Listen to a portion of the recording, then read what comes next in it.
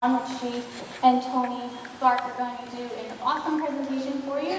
But we also have some local doctors, and we have our terrific state representatives that are in support of reversing this HPV mandate on behalf of all of us, so that we can make a decision that is private between the parent, the child, and the doctor, as whether or not you feel this is right for your family.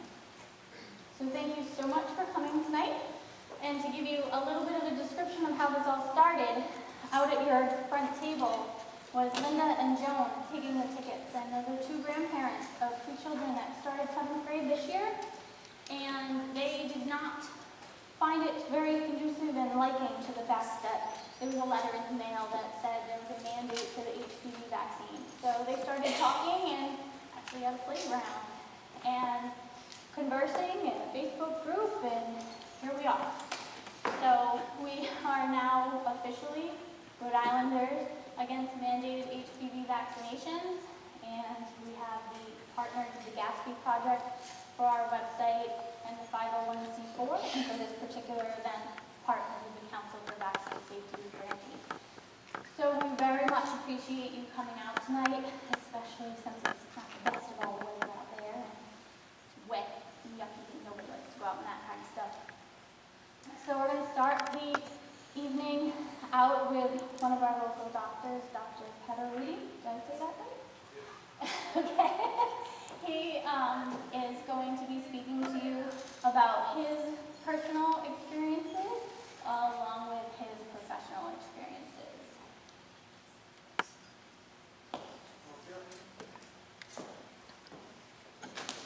Testing.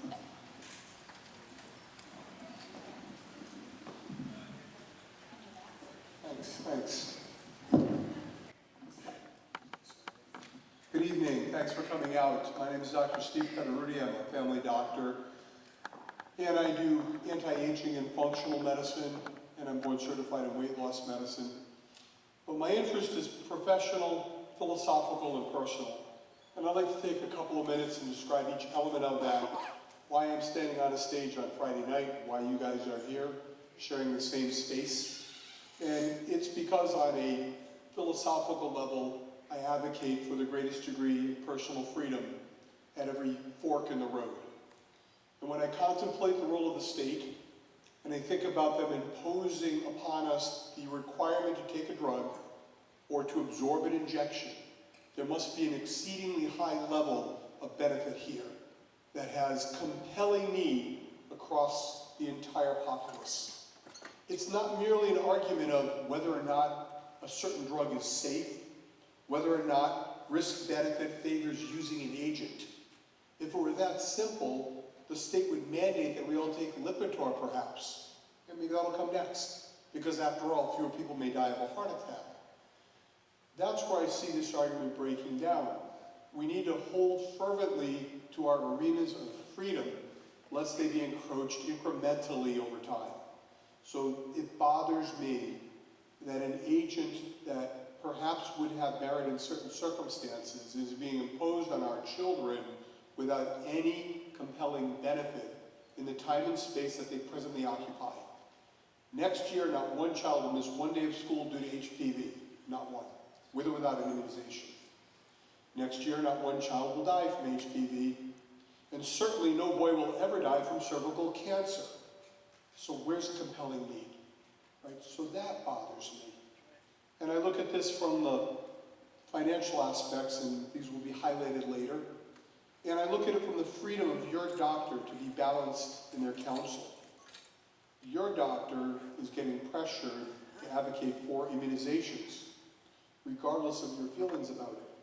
Statistics are being kept at a state and at the insurance level, and if too many of their patients aren't being duly immunized, there will be consequences. I have 7 children, last I counted, and the older ones all were immunized with HPV before it was mandated. And when my 13-year-old, it came his time in line, we didn't think too much about it. At that point, I can tell you, had it been mandated, I would have just said no in principle. But my wife took him, my wife's a nurse, Took him to get immunized, and a week later, we got a panic call from the school that he had lost vision in his eye. He was blind. Took him to the emergency room. I rescued a Hasbro. My wife busted out of work, thinking horrible thoughts. The brain tumor, it's a stroke. You gotta call your kid lost vision. It's not a headache, it's not a sore throat, it's a healthy boy. So I met her there, and CAT scans and blood work and neurologic exams. Just a week after the HPV immunization, totally healthy kid, never had anything in his life. And they reassured us that he had no brain tumor. That was comforting. And my wife, is an RN, studying to be a nurse practitioner, said, a week ago, he was given the HPV immunization. Might there be an association? Absolutely not. Well, how can we know? Well, there's no connection. There's nothing in the literature. There's no connection. She said, well, I would like to put a report in to the CDC, the Immunization Report Network. There's no need to do that. There's no association. So she put the report in herself about a year ago. We haven't heard anything from anybody about any investigation. So I was surprised when I went to the state informational meeting and I was told that there had been no major complications. I don't know what they consider major. Maybe you put the HPV in and the person instantly dies. Maybe that's the only thing that counts. Because I consider loss of vision fairly significant. Unfortunately, he's recovered his vision. He has not recovered all of his ocular function, and that's still being evaluated. I don't know how many other stories are out there. I know I've read a lot.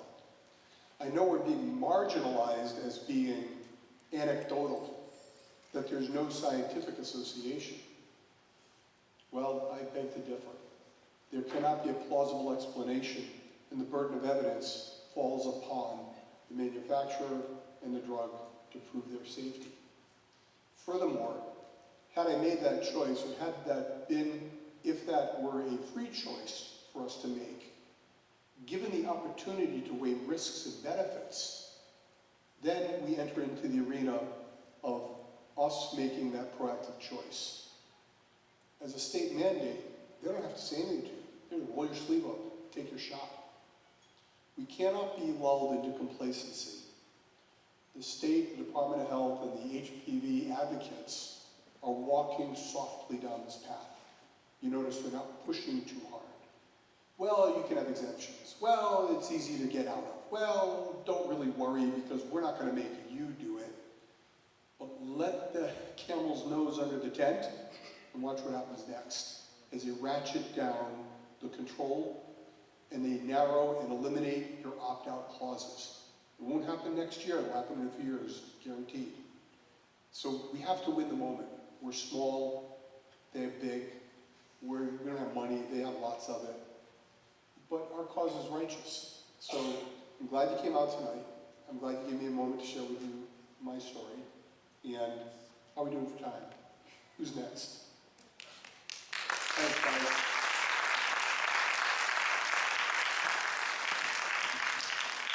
Thank you very much.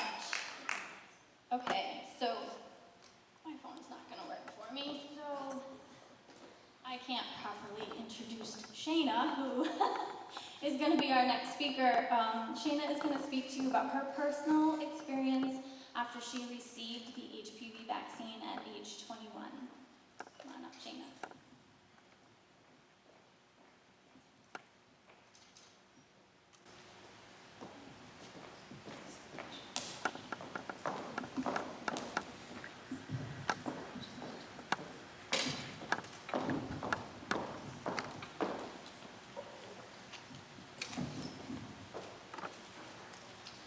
Thank you, Amy, for giving me this opportunity. I appreciate it.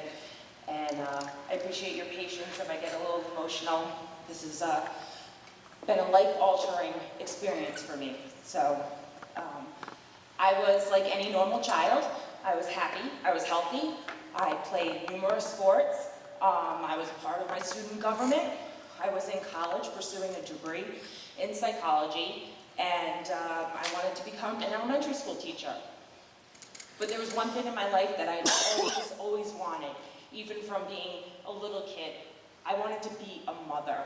That's the one thing I wanted.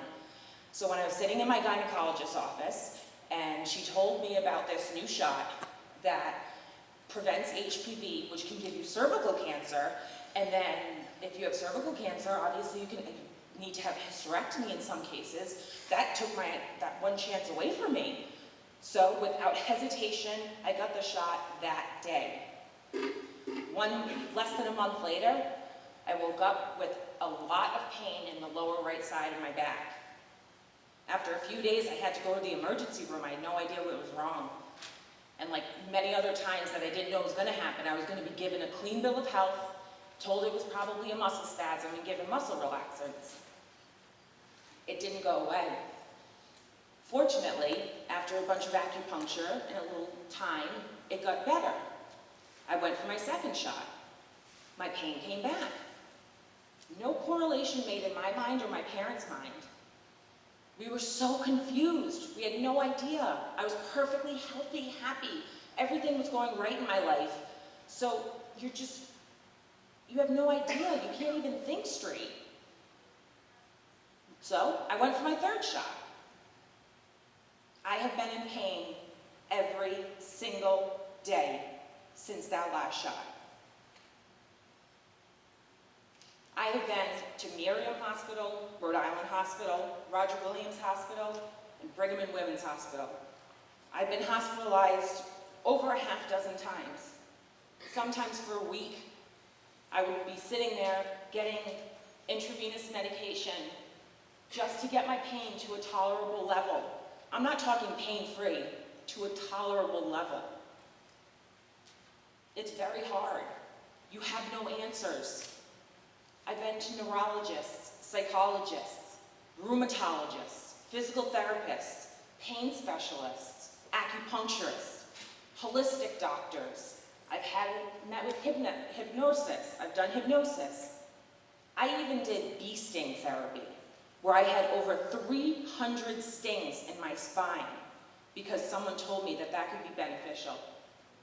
You get to the point where you'll do anything just to not be in pain.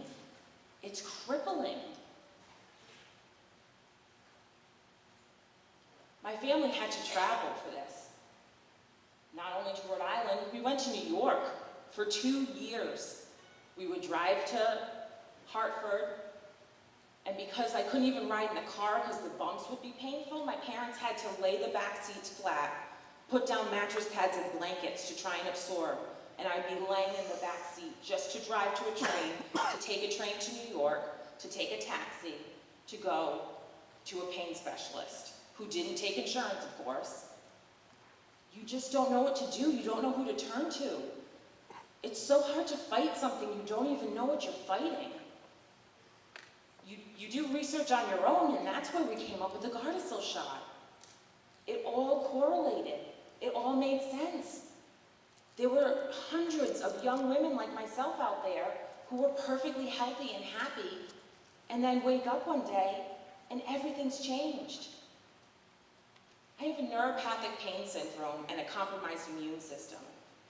I've gotten the swine flu. I've gotten shingles 4 times. 4 times. I'm 29 years old. I've taken more drugs than I can even tell you. We'd have to be here for a very long time for me to list my medications. And there are awful side effects. I gained over 60 pounds. My arms were swollen, my feet were swollen, my hands were swollen. I was tired all the time. My brain was so cloudy, I couldn't even put sentences together. I became an angry person. And nobody who knew me would ever consider me an angry person. I lost myself for a very, very long time.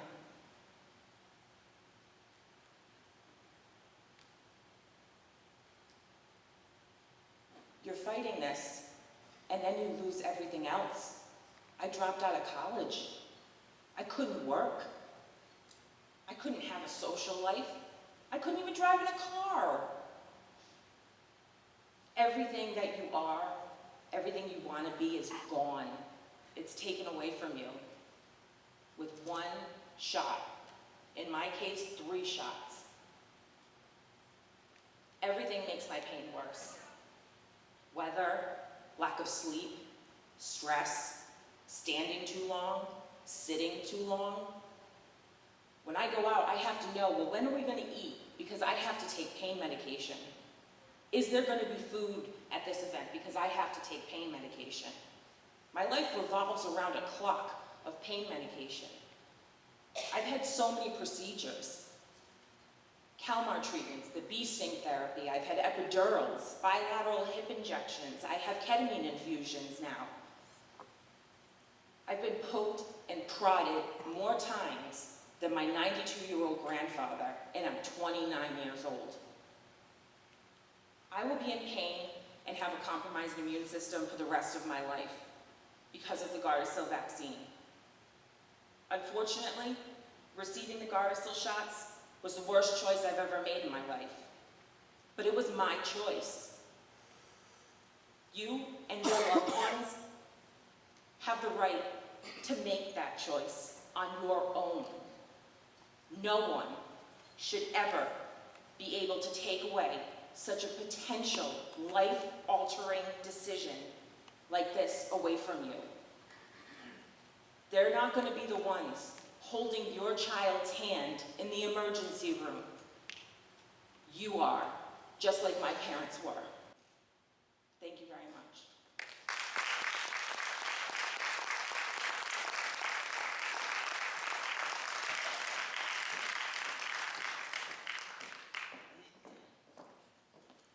Thank you so much for sharing your story, Shana. And now, we have one of our special guest speakers, Dr. Toni Bark, who has worked in a pediatric emergency room in Chicago, and she has seen firsthand very different perspectives, and she is going to give us her personal one tonight.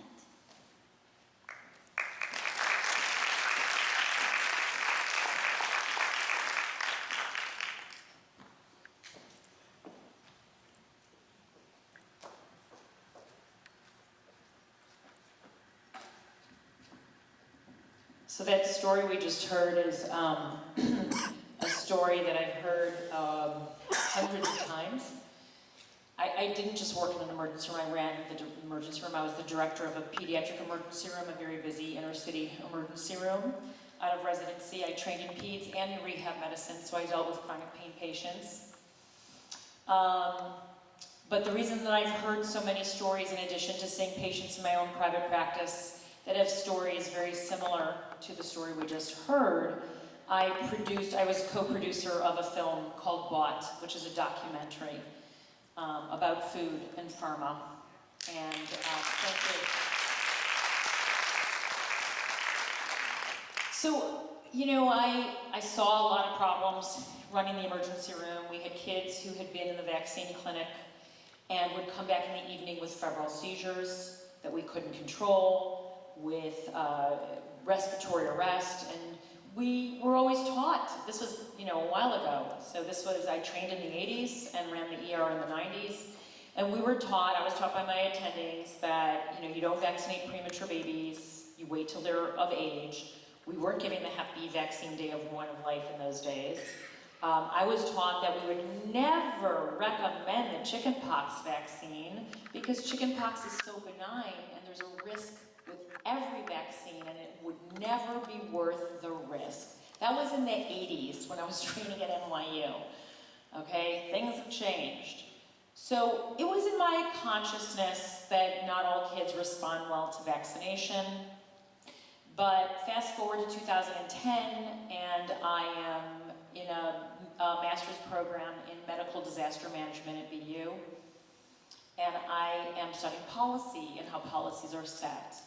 And because they kept making a lot of hoopla about flu vaccine clinics, I decided to study the flu vaccine and look at the policies and why they're set that way and why are we spending so much time and money on flu shots. And much to my dismay, it opened up a can of worms, and I fell down a rabbit hole that I am still falling through. And that rabbit hole is the unbelievably corrupt world of the health industry, the medical world, Big Pharma, who has captured our regulatory agencies, bought and sold. Policies are not based upon what's best for you. They are only based upon what is best for the shareholders and for the presidents and CEOs of Big Pharma and the legislators who take their money, not in this room, but you know, we have seen pharma fund legislators like never before. Like never before. The amount of money that is going to support certain people's campaigns is huge. And so this is something that I covered during my master's program. And in my master's program, so I interviewed Thomas Jefferson, who's head of the Worldwide Cochrane Collaboration on Flu Shots, Peter Doshi, who at the time was a postdoctorate fellow at Johns Hopkins. He's running a research center in Maryland at the university right now. And they uncovered a big debacle during the whole swine flu scare, as did ESWI. So there were, to make a long story short, you know, the CDC likes to advertise thousands of flu deaths every year, and in 2003 they advertised 62,000 deaths from flu. There were 18 confirmed deaths from influenza that year. 18, not 1,800, not 18,000. 18. How can they do this? Well, one thing is that the CDC, which is listed on Dun & Bradstreet, by the way, and is in business, I was going to say, well, they're in bed and business with the pharmaceutical industry over vaccinations. It's the only aspect of the government that is in private industry, and individual people there can make huge amounts of money. And this is an industry, and these are companies that have been shown and proven to be guilty, found guilty on criminal fraud and criminal behavior time and time again. There is not one major pharmaceutical company that has not been found to be guilty of criminal behavior and fined billions of dollars. And yet, our government and the CDC and the doctors have no problem being in business with this big criminal ring. No problem. So the CDC likes to advertise flu deaths. They're not really saying influenza. You know, it's all terminology, right? So are they lying? Well, if people die in the winter and they had a fever and they had some aspect of respiratory illness, they're calling it flu. It's not influenza. The shot is for influenza. Whether it even covers the strain we're seeing that year is a crapshoot, as we all know. But it certainly does nothing for flu. And out of 100 people diagnosed with flu in the average winter, only 7 have influenza. That's on average. Only 7. So that really opened my eyes, and it actually opened the head of my department's eyes, and we changed our policy. So we're no longer promoting our graduate students to spend so much time and energy creating these flu clinics because it doesn't do anything. And by the way, Connecticut was the first state to mandate flu shots for all school children, including preschool. Did it do anything to lower their flu rates? No, in fact, they have among the highest flu rates every year. So vaccines are mandated, and yet the outcome is not looked at. Whoever's pushing these mandates, like your health department, they care nothing about the outcome. They're not following the outcomes. They don't care about the outcomes. It has nothing to do with it. It is only about mandating the vaccinations. So I look into the Gardasil vaccine, and this is while I'm still doing my master's a few years ago, and I wind up interviewing Diane Harper, who was supposed to be here tonight and was lecturing at a conference. She is a world-renowned expert on cervical cancer. And Diane Harper helped create the Gardasil vaccine for Merck. She was a top consultant for them. And Diane was supposed to be here tonight. She agrees with me and with Brandy and many of you that this vaccine should never be mandated. It wasn't even created with teenagers in mind. It was for third world countries that don't get pap smears. That was the point. She had no idea they were going to be pushing it and marketing and recommending mandates. She is absolutely against it. I can't speak for her, but I can tell you what her slides say, and I can tell you what she has said in other interviews. So that was one problem. But the other problem I found, I actually read the study. How unusual is that for a doctor to actually read the study? It's pretty damn unusual, I can tell you that much. And in the study, I was pretty appalled. The placebo, do you all know what a placebo is, or supposed to be? The placebo in the Gardasil studies was the new aluminum adjuvant that had never been studied for safety. Actually, none of them have ever been studied for safety. And the death rate was as high in both groups. They were equally high. So it was just, 4 out of 1,000 girls die every year. 4 out of 1,000 girls aged 14 to 17 die every year? No, that's just not true, actually. But we had high death rates in both the placebo and the test study. But when we looked more closely, we noticed that those that got the actual vaccine, 75% of those deaths were in the first 28 days, including the suicides, the falling out of the trees, the car accidents, and the drownings. They were all, a large majority of them were in the first month. That is not statistically likely. That has to be, that's a grouping. That's just, if you're amortizing all those deaths over 2 years and you find out they were all in the first month, there's a problem. The deaths in the control group didn't start till 151 days into it, and that was the placebo group. And they had as high a death rate, but their deaths didn't start till later on. So clearly they're dying from a different mechanism. We have a syndrome now that's been described in the literature, even in the Journal of Vaccine, and it's called POTS, and it's postural orthostatic syndrome.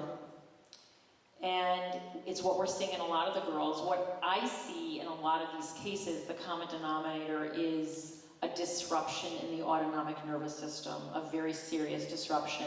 And these cases look like a very unusual congenital disease called Riley-Day syndrome or familial dysautonomia.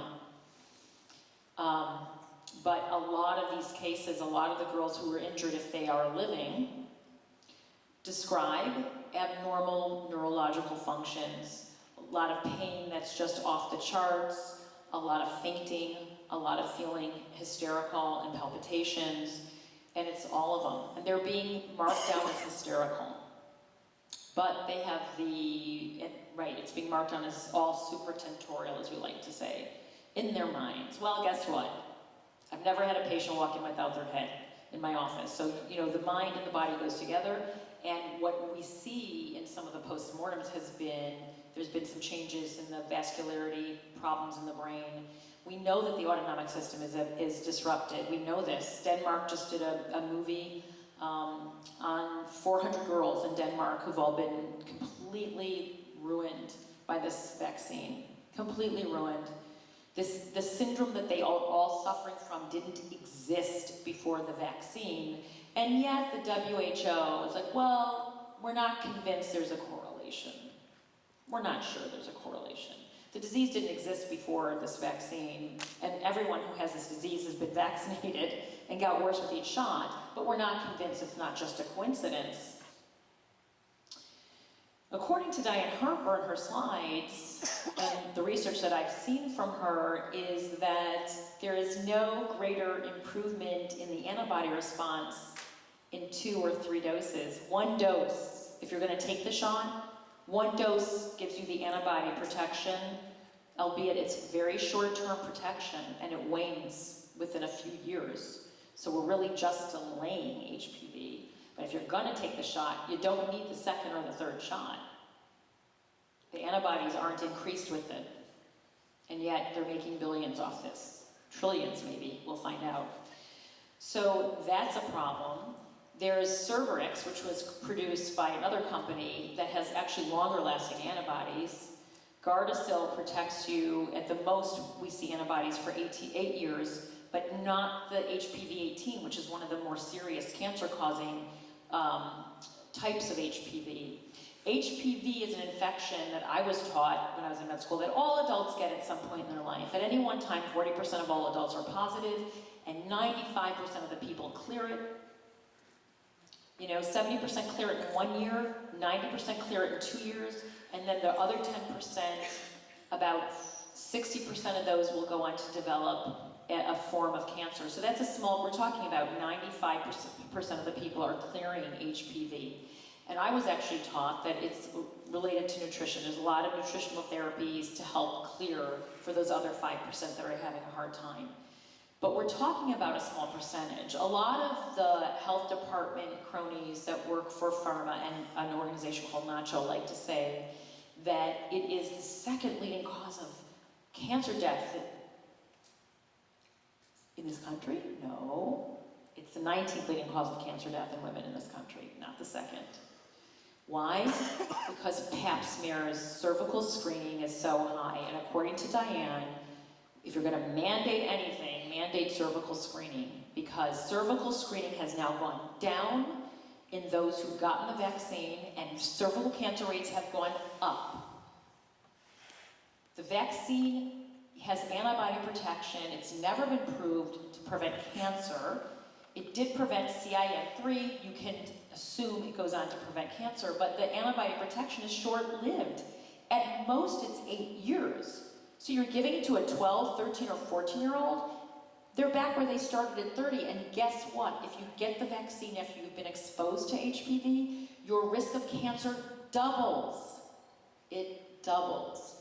You don't know if you've been exposed. You don't have to have had intercourse to be exposed to HPV. It can live under fingernails. So we have so many problems with this vaccine and so many conflicts of interest in those that are making our policies. To mandate a vaccine that 5 or 6 countries in the world right now, they are suing Merck over the deaths and the destruction from this vaccine. So we've got countries right now who are suing Merck and coming out forward saying, we have a problem, we've got damaged children here, we've got people who've died.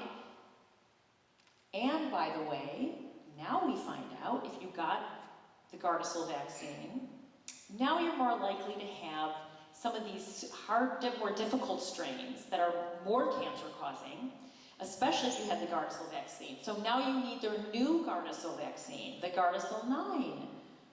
So if you got the Gardasil vaccine, you're now more likely to have very oncogenic strains than if you didn't get it. But the answer is another vaccine. How convenient. And Gardasil 9 will be replacing regular Gardasil. And they're pushing 3 doses of that one. And it's the same story. The extra 2 doses don't provide any more protection. And the protection is short-lived.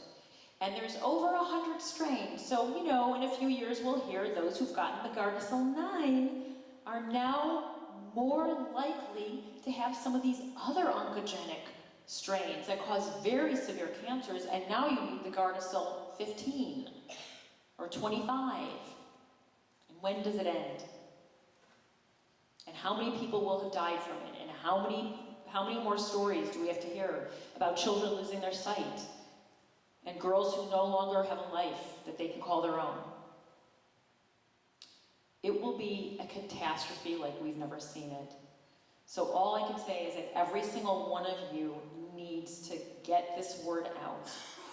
This is being pushed by pharma, and in this state, the legislators didn't have to bring this bill. This was pushed through by your health department. Most states it's being pushed through, or attempting to be pushed through. And what's been going around the country, which is state by state trying to eliminate religious exemptions, philosophical exemptions, big medical systems warning their doctors they don't want them writing medical exemptions. So we have a problem because our rights are being eroded, vaccines are being mandated as they're getting rid of our exemptions. There's something down the road called Healthy People 2020, which is a bill for adult vaccination that will be tied to transportation. 140 vaccines they want you to get, and you may not be allowed on your flight if you don't have it. I mean, I don't know what that means that the Department of Transportation was part of writing that bill, but they were. We know that the CDC asked University of Iowa to create an app to follow people. So there's an app now that's been created just to follow who's been vaccinated and who hasn't. Oh, I'm sorry, sir, you can't get on this flight to Brussels. You haven't had your DPT, MMR, HPV, you name it. Step over there. That's where we're headed. It sounds Orwellian, but you know, when you take rights away slowly, one at a time, and you mandate things for the greater good, even though we all know HPV is not communicable, you can't go to school without your shot, there's no sense in this. So this is a warning to everyone. This is coming for all of us. This isn't just about HPV in this state right now. This is really a lot bigger. But if we let this happen in the state of Rhode Island, this is setting a precedent. This is very bad. This is a scary precedent. Please don't let them set this precedent. Thank you.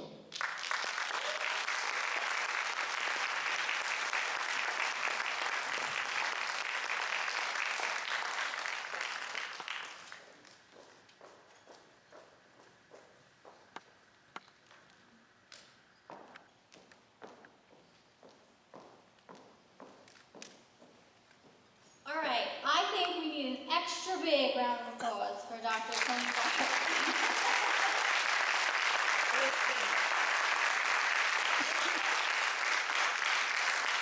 And as she just outlined so well is the reasoning why we're standing here to have it be a private decision. The Department of Health did their 5-series presentation on why they are so gung-ho on why you should have this vaccine. And so the information you're hearing tonight, I hope you are hearing and will continue to hear why we're advocating that you need to make that choice.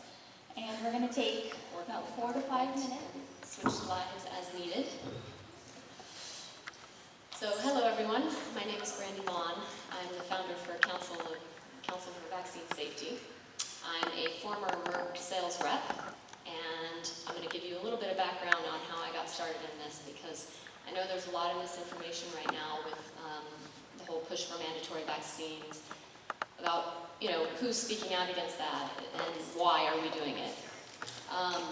So my experience with healthcare and pharma began with Merck, and I sold Vioxx for them. If anyone remembers that drug, it killed people, and it was the largest recall of any drug in the US. So I worked for them for 2 years.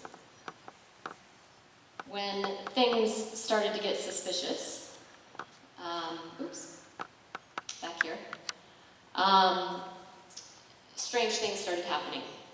Studies that we'd never heard of as reps started appearing on our doorsteps overnighted with doctors we'd never heard about. And the rumors began, we all heard that, you know, Merck kind of knew this was happening. So 2 years before they pulled the drug off the market, there was a study that they stopped because it was showing cardiovascular events. So they completely stopped the study. And it took them 2 years before they took it off the market. It was the largest drug recall, as I said, and Merck paid out $5 billion in a class action lawsuit. Tens of thousands of people were killed. They paid out $1 billion to the US government for fraud. It was, as you can see here, one of the largest corporate payouts ever. So even though they paid out all of this money, Merck still made $10 billion. that experience showed me was that just because there's a drug on the market, and vaccines are a drug, don't be fooled by their classification, it doesn't mean they're safe. And what goes on behind the scenes is very different than what you see on the TV commercials. So then I was disillusioned. I quit Merck. I went to Europe for 8 years, and I had my son over there. And I brought him back to California when he was 6 months old, and he hadn't had any vaccines. And I went into the peds office, and I asked to see a vaccine insert when they started pressuring me. And he didn't like that very much. And he said, I'm the doctor, and you know, listen to me. And I put up a little fight because I'm known to rebel against authority. And he kicked me out of the office. So anyway, that began my research into vaccines. And that's been 4 years. My son is 4.5 now. And so in this 4 years of researching vaccines, I've researched a lot of different ones. The HPV vaccine scares me the most.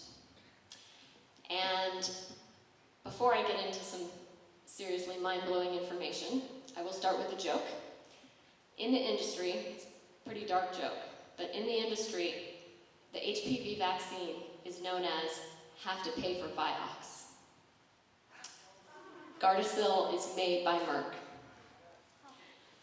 And we will get into how much money they plan on making off this vaccine in a minute. So when I returned from Europe with my son, this is pretty much what the vaccine schedule looked like. Here on the left was what was there in 1983, and I was vaccinated in the 80s, so this is what my schedule looked like, and this is what the schedule looks like now. So a lot of times when I'm speaking and I'm doing radio shows, people call up, oh, well, I was vaccinated back in the 70s and 80s, and I'm fine, or my children were vaccinated then. It is a completely different scenario now. And this is what it looks like. 53 vaccines before school, so 5 or 6 depending on the state. And that is more than any other developed country.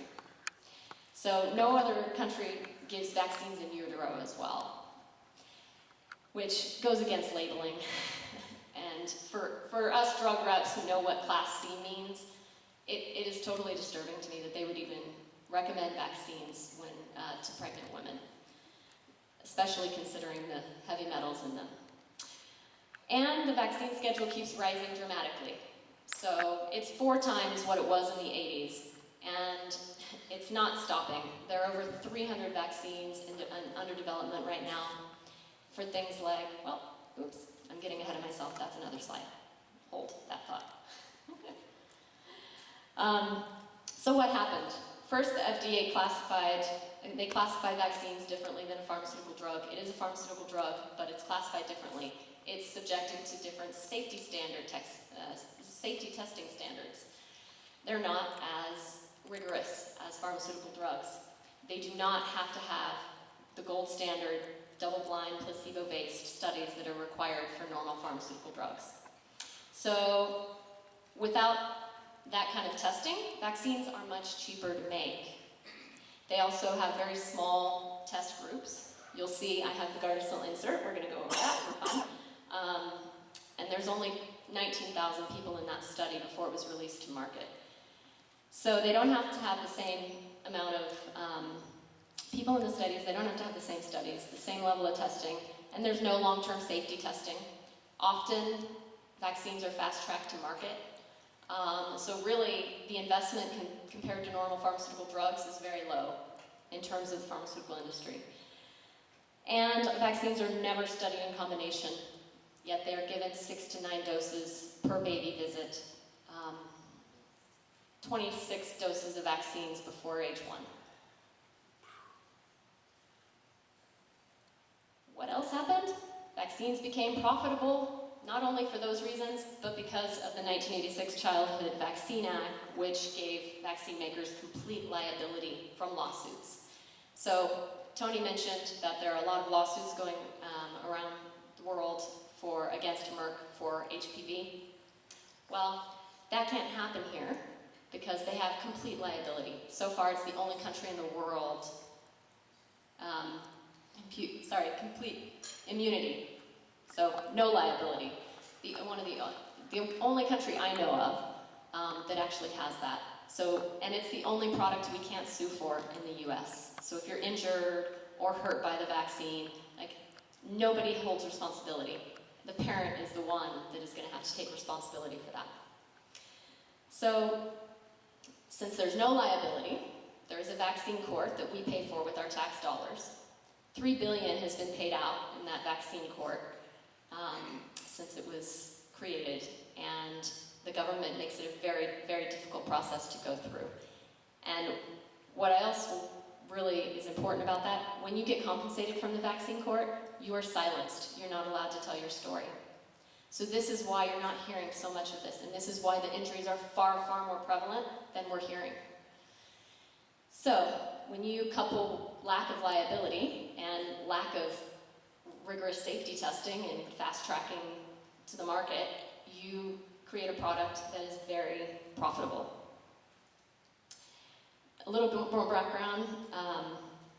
It's a saturated drug market. There's competition in every drug and disease area. So companies are looking for profit growth. Pharma is one of the industries that makes the most. You will hear all financial advisors tell you that.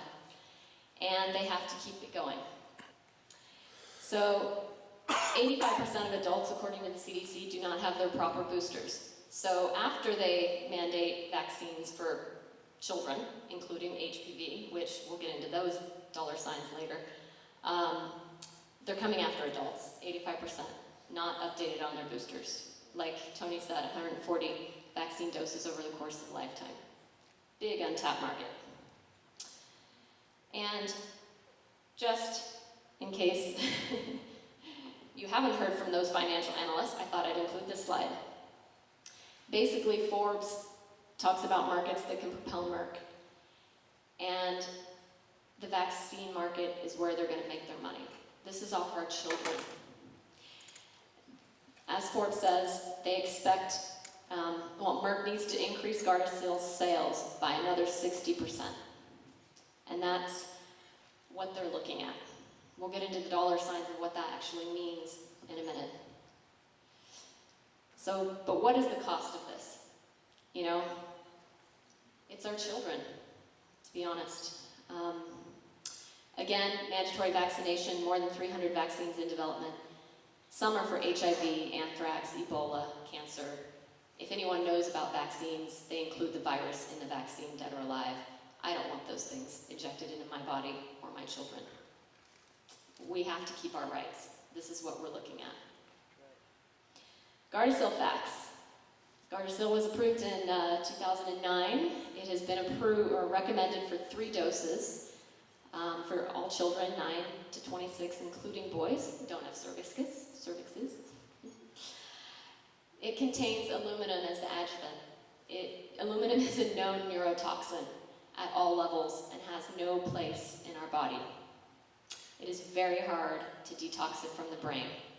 And when you inject it, it goes straight to the vital organs. It doesn't go through any natural detox processes in the body. It is very dangerous. And that's why we're going to see some of the injury stuff, numbers that I'm going to show you in a minute. It also contains formaldehyde. It's a known human carcinogen. You can look that up on cancer.org or the FDA. It's an industrial pesticide. It's banned in injectable vaccines in the EU. It's in almost every single childhood vaccine on the schedule. It also contains polysorbate 80. If you've done any research into HPV, you're going to see that there have been a lot of reports of fertility linked to HPV vaccine. This is why. There are many studies that show polysorbate 80 definitely increases fertility among women. Infertility, sorry. Increases infertility among women. Good thing I have Toni. It also has MSG, you know that thing you're not supposed to eat in Chinese food? Let's inject it into your bloodstream. That's a much better way, right? Fetal and animal DNA, all of these things that have never been studied. And these kind of consequences from these things being injected right into our bloodstream, we're not going to see them we're going to see some of them in 2 to 4, 6 months. But we aren't going to see these for years, we're changing our DNA by injecting foreign DNA to our body. There is absolutely nothing natural about that. It just has absolutely no place in our bloodstream. And we are making serious changes to our immune system and to our DNA by doing this. In fact, there are some amazing studies by Dr. Teresa Drescher on this that's linking it to childhood leukemia, and our rates of that are skyrocketing. So, as we inject all of these kind of things into our children, I do want to mention that we are seeing in the US some incredible illnesses, and the new normal here in the US for childhood illness is not really happening in other developed countries with less of a schedule. We're seeing asthma, ADHD, developmental delays, tics, speech delays, seizure disorders, autoimmune issues, psoriasis, eczema, childhood leukemia, type 1 diabetes. These are all skyrocketing in the US. I was just back in Europe, I used to live there, and when my friends are like, Brandy, why are you speaking out about vaccines? You know, we only have 3 or 4 here, and our children are fine. And I'm like, 3 or 4 versus 53 is huge. And so I often say, so are you allowed peanut butter in your schools? And they're like, what do you mean? I say, well, schools in the US, now it's banned. Peanut butter is banned. And this is a new normal. And people are not questioning this. It's because of the autoimmune issues that we're seeing from environmental toxins. Vaccines contain these environmental toxins, and they're injected far worse than ingested environmental toxins. So the new normal in the US, not the case in other parts of the world. So some of the issues we're seeing with HPV, these are not readable. Anyway, this is the list of reactions that they have seen in post-marketing surveillance of HPV vaccine. Huge amounts of reactions, serious reactions, severe reactions. If anyone's familiar with VAERS, these are the numbers only through 2012. It's a little rushed, I wanted to get better numbers for you, but even these are really impressive. This is the vaccine adverse events reporting system numbers.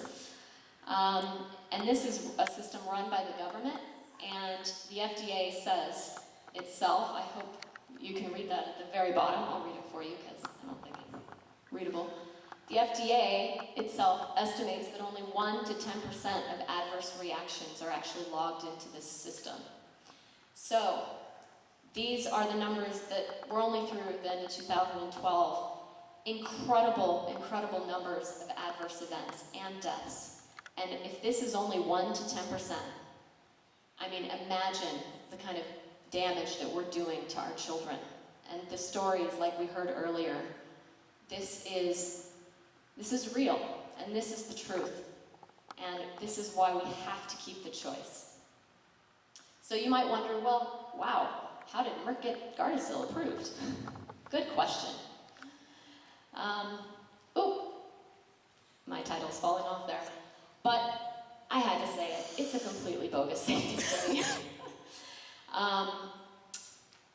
What they did in the safety studies, there were 19,000 participants, and half of them got Gardasil, and another 45% got a control shot, which is basically a straight shot of aluminum.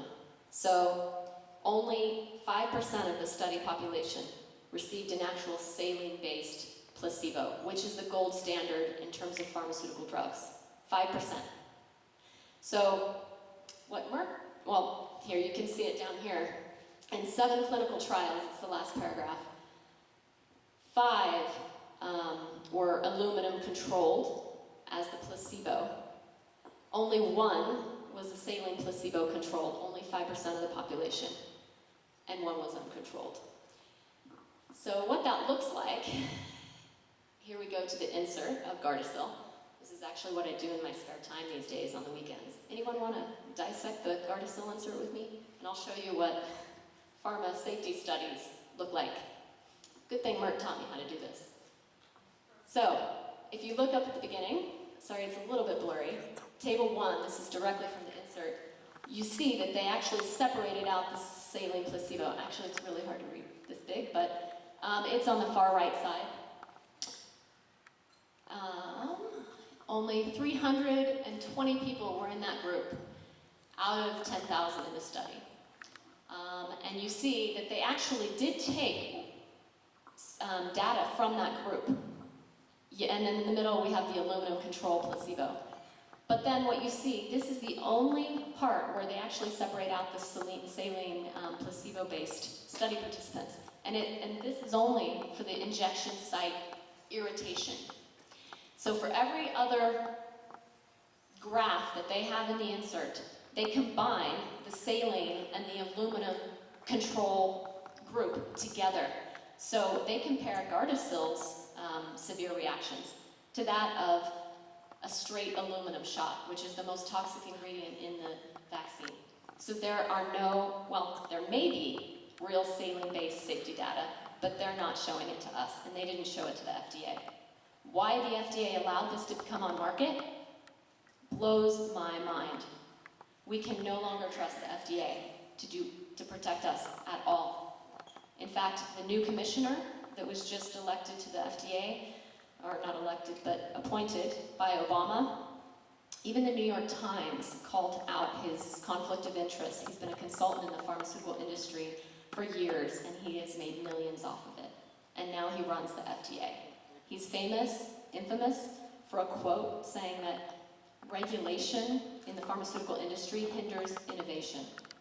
So all of these 300 vaccines that are on the market for really stuff out there that I don't want anywhere near my body, that's what he thinks of that. So be prepared. So this is what the safety studies look like. And this is why you can't trust them. Because they compared it not to a real placebo, but to an aluminum-based placebo. So this is what the reality is. The World Health Organization says the risk of cervical cancer is 1 in 40,000. Only 2 strains of HPV may lead to cervical cancer. 95% of all HPV infections clear up without treatment within a year or 2. In the US, 1 in 60. The vaccine is not proven to last more than 8 years, and that's what Dr. Diane Harper would have told you if she had been able to make it tonight. So we're vaccinating children with a vaccine that holds known risks and known injuries and deaths. And we're giving it to a population that isn't even at risk for cervical cancer. Why are we not mandating this for 60 and over? Why are we mandating this for teenagers? Is the risk worth it? Here's what the rest of the world thinks. So while the US government is desperately trying to mandate Gardasil, before you hear all these stories that I'm going to tell you, that Toni's going to tell you, that Dr. Harper would have told you, the good news, the rest of the world is waking up. It was taken off the schedule in Japan after the government did an investigation into a huge number of deaths and severe injuries from Gardasil, taken off the Japanese vaccine schedule. Just at the beginning of September, the EU launched an investigation into Gardasil, and many parliament members have been calling for a complete ban until the investigation is done. There have been so many serious injuries and risks, including a great documentary on the dangers of Gardasil and people that have been affected. Toni mentioned the group, but there's a great YouTube documentary on it. So it's currently under investigation in the EU. There's lawsuits all around the world. Spain, Italy, Mexico, Australia, all against Merck for Gardasil injury and deaths. There are protests on the streets of Colombia and Mexico. If you Google it on YouTube, you can see it. You can see the school children that have been injured, the schoolgirls that have been injured after the schools are implementing a vaccine program. There was one out of Colombia, and I couldn't put it in here because I don't know how to do video in here, but the girls are writhing in pain, and it's weeks and months after the vaccine program was completed, and they're still injured. It could be lifelong. India also has an investigation open into HPV in Gardasil. So, that's the rest of the world. Why are we trying to mandate this? And why is it trying to be fast-tracked through people like the Department of Health? Why are they trying to sneak this on the agenda without a public hearing? That's what we need to be asking. So, the documentary that they did out of Denmark, this is one of the pictures from it. These are just part of the women that have been affected by the Gardasil vaccine.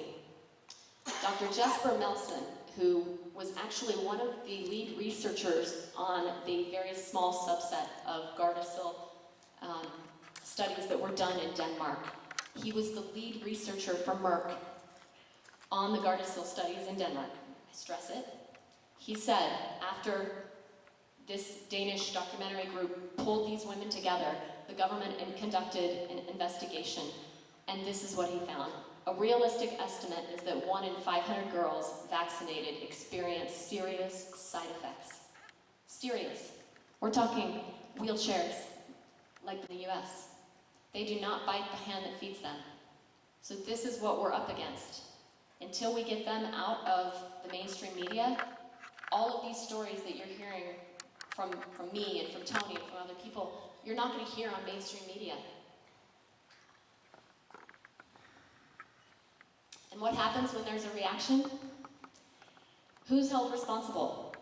You can't sue the doctor, you can't sue the vaccine maker, can't sue the CDC, at least I've heard you can't, but I may test that out. But maybe you can sue the Rhode Island Department of Health. And I believe there's a lawyer here that is going to talk about that. So what happens when there's a reaction? It falls entirely onto the parents and the family to take care of that child, sometimes lifelong injuries, sometimes death. All right, so why? Now we're going to get into the money part of it. Merck priced Gardasil at $135 a dose. That is more than all of the childhood vaccines combined. They got the FDA to approve 3 doses without a study. And Dr. Diane Harper, who would have been here tonight, she was going to tell you that it works against HPV for 8 years, and only 1 dose is needed.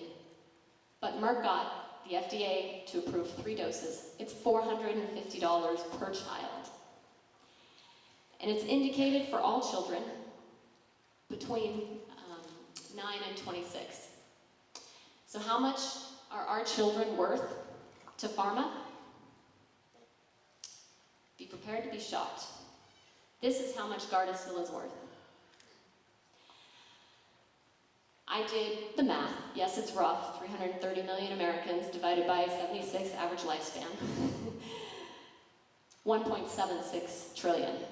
And it's probably much higher than that because we know there's less people in the older ages. But anyway, to be fair, conservative numbers, Merck is looking at $1.76 trillion. To put that into perspective, the entire global pharmaceutical industry has reported revenues in 2003 of $980 billion. This would blow the whole industry out of the water. And Merck would shoot to the top and pretty much run the world. This is why you have these mandates. So, can anyone here really wonder what this mandate is about? Public health or profit? Well, let's ask the Rhode Island Department of Public Health, because this is how much they made from the National Institute of Health to sacrifice your children. If you look at this, it's a little blurry, sorry about this, but in 2014, their HPV project, it actually runs 14 months until October 31st, 2015. The cost of the program is around $740,000. How much did they get in grants? They got in grants, oh, you can't read those, but it totals $2 million. So the program costs $700,000. They got $2 million in grants. Now tell me, is this about public health? Because that doesn't look like public health to me. And that doesn't look like that department is honoring the people of Rhode Island. So going forward, bottom line, if there's a risk, we have to keep our choice. We cannot give up our medical rights to the government, to pharma, to the doctors, to anyone. What can you do? You can say no. Say no, I'm not putting that in my child, I'm not putting that in my body. You can demand accountability. We need to repeal the lack of liability law. We need to get pharma out of advertising. Here in Rhode Island, you can create a parental bill of rights, like Colorado, where it says specifically no medical treatment will be given to any children under the age of 18 without informed parental consent. That's what you need, because it's not just the HPV vaccine. It's going to be a lot of others following that. And then they're going to tack on medical treatments, not just vaccines. And we're going to see Ritalin mandated if the school psychologist decides your child is a little hyperactive.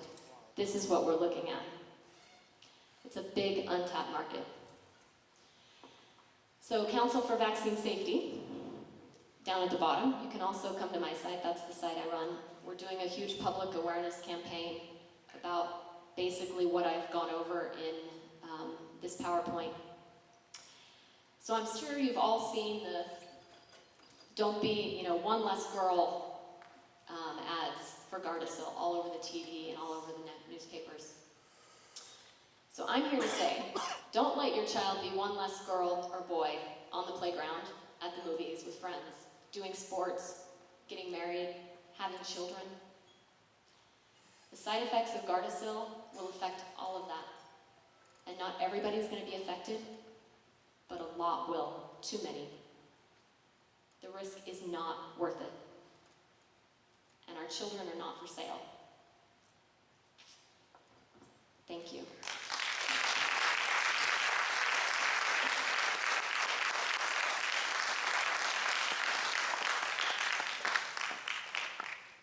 All right, thank you, Brandy. That was a great presentation and outlined a lot. So everybody, thank you.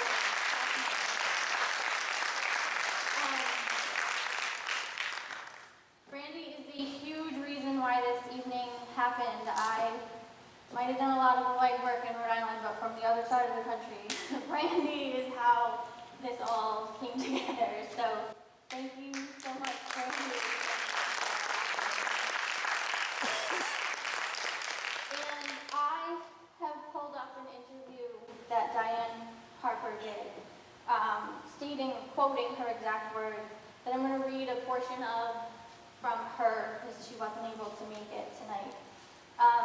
Her exact statement: the most important point that I have always said from day one is that the use of this vaccine must be done with the informed consent and complete disclosure of the benefits and harms of PAP screening and HPV vaccines. The decision to be vaccinated must be the woman's or parent's if it's for a young child, not the physician or any board of health, as the vaccination contains personal risk that only the person themselves can value. As all of the information in the United States concerned Gardasil, since that was the only vaccine approved in the U.S. from June 2006 until this past October 2009, my comments have been focused on Gardasil. My points are as follows, and again, mine is Dr. Diane Harper herself. Benefits of PAP screening. Individual benefit to detect early precancer. Public health benefit. Only when 70% of the population has been screened will the population decisive of cervical cancer drop. So she's saying there that only when 70% has been vaccinated could, only seven, right, of the public, all right, this is for the pap screening, sorry, I read another line underneath of it, and that's not the line I have to say out loud.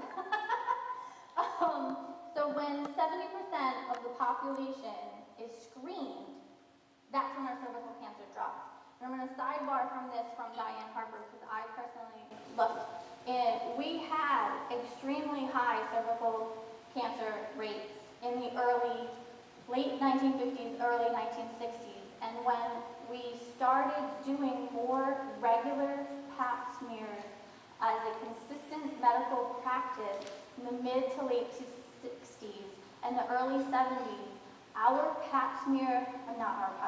cervical cancer rates in this country dropped between 75 to 80%. Just by pap smears alone. So we made a significant difference in this country simply by doing that. And it stayed low ever since. And now back to quoting her. It says pap tests do not kill or handicap. The harms of pap screening. Screening must be repeated throughout a woman's life, so one screening is not sufficient to protect her. False negative rate of screening among the women who develop cervical cancer in the U.S. 30% are women who have been routinely screened, and all other paps have been normal.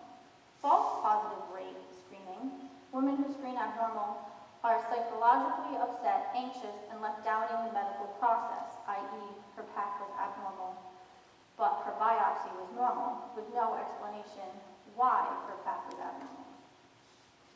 Quality of life harms. Women with abnormal paps have anxiety as high as women diagnosed with cervical cancer undergoing their surgical treatment. The stress of going and the biopsy can be high for many women. The contemplation of the cervical biopsy and the scraping excuse me, of the endocervical canal can lead to fear of pain. And recurrence of HPV associated with cervical, vaginal, and anal cancers at a rate of 3 to 12 times higher than those who never had cervical cancer, precursor, or cancer. And it's a long interview, so I'm just not going to read it. I'm not going to read every single thing in it, but I just want to stress that she also says here, boosters for Gardasil after antibodies wane makes the cost of vaccination escalate significantly and cause implementation challenges to reach those women who may want to be vaccinated. And then to give you her exact words as to what her role was, she was the principal investigator, and she explains principal investigator means that I was responsible for assembling a research team to recruit participants, deliver the health care during the study, collect biological specimens at the correct time, and retain subjects over the entire time frame of the study. After the data collection is complete, I have the professional medical clinical obligation to review the data for interpretation, comment, and publication. There are instances when industry will exclude an investigator from participating in the data publication process. In total, for Merck and JSK, the other company who makes the other HPV vaccine, our team enrolled and followed nearly 3,000 women in those studies. We have been participating in these trials as early as 1997, when the first protocols were written. So that's a description of her process, and those were some quotes directly from her. So unfortunately, she wasn't able to make it here tonight. So we have one more doctor this evening coming up to speak to you, Dr. Stowe, and giving you lots of great information that he has personally put together for you.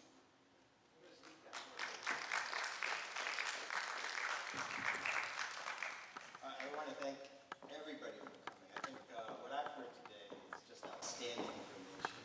And being one of those physicians that actually is familiar with the literature, they're right on spot with everything that they said. And so I'm certainly not going to repeat it because they said it much better than I could and much more thoroughly. and I'm a sort of a simple guy, and I have to keep it simple.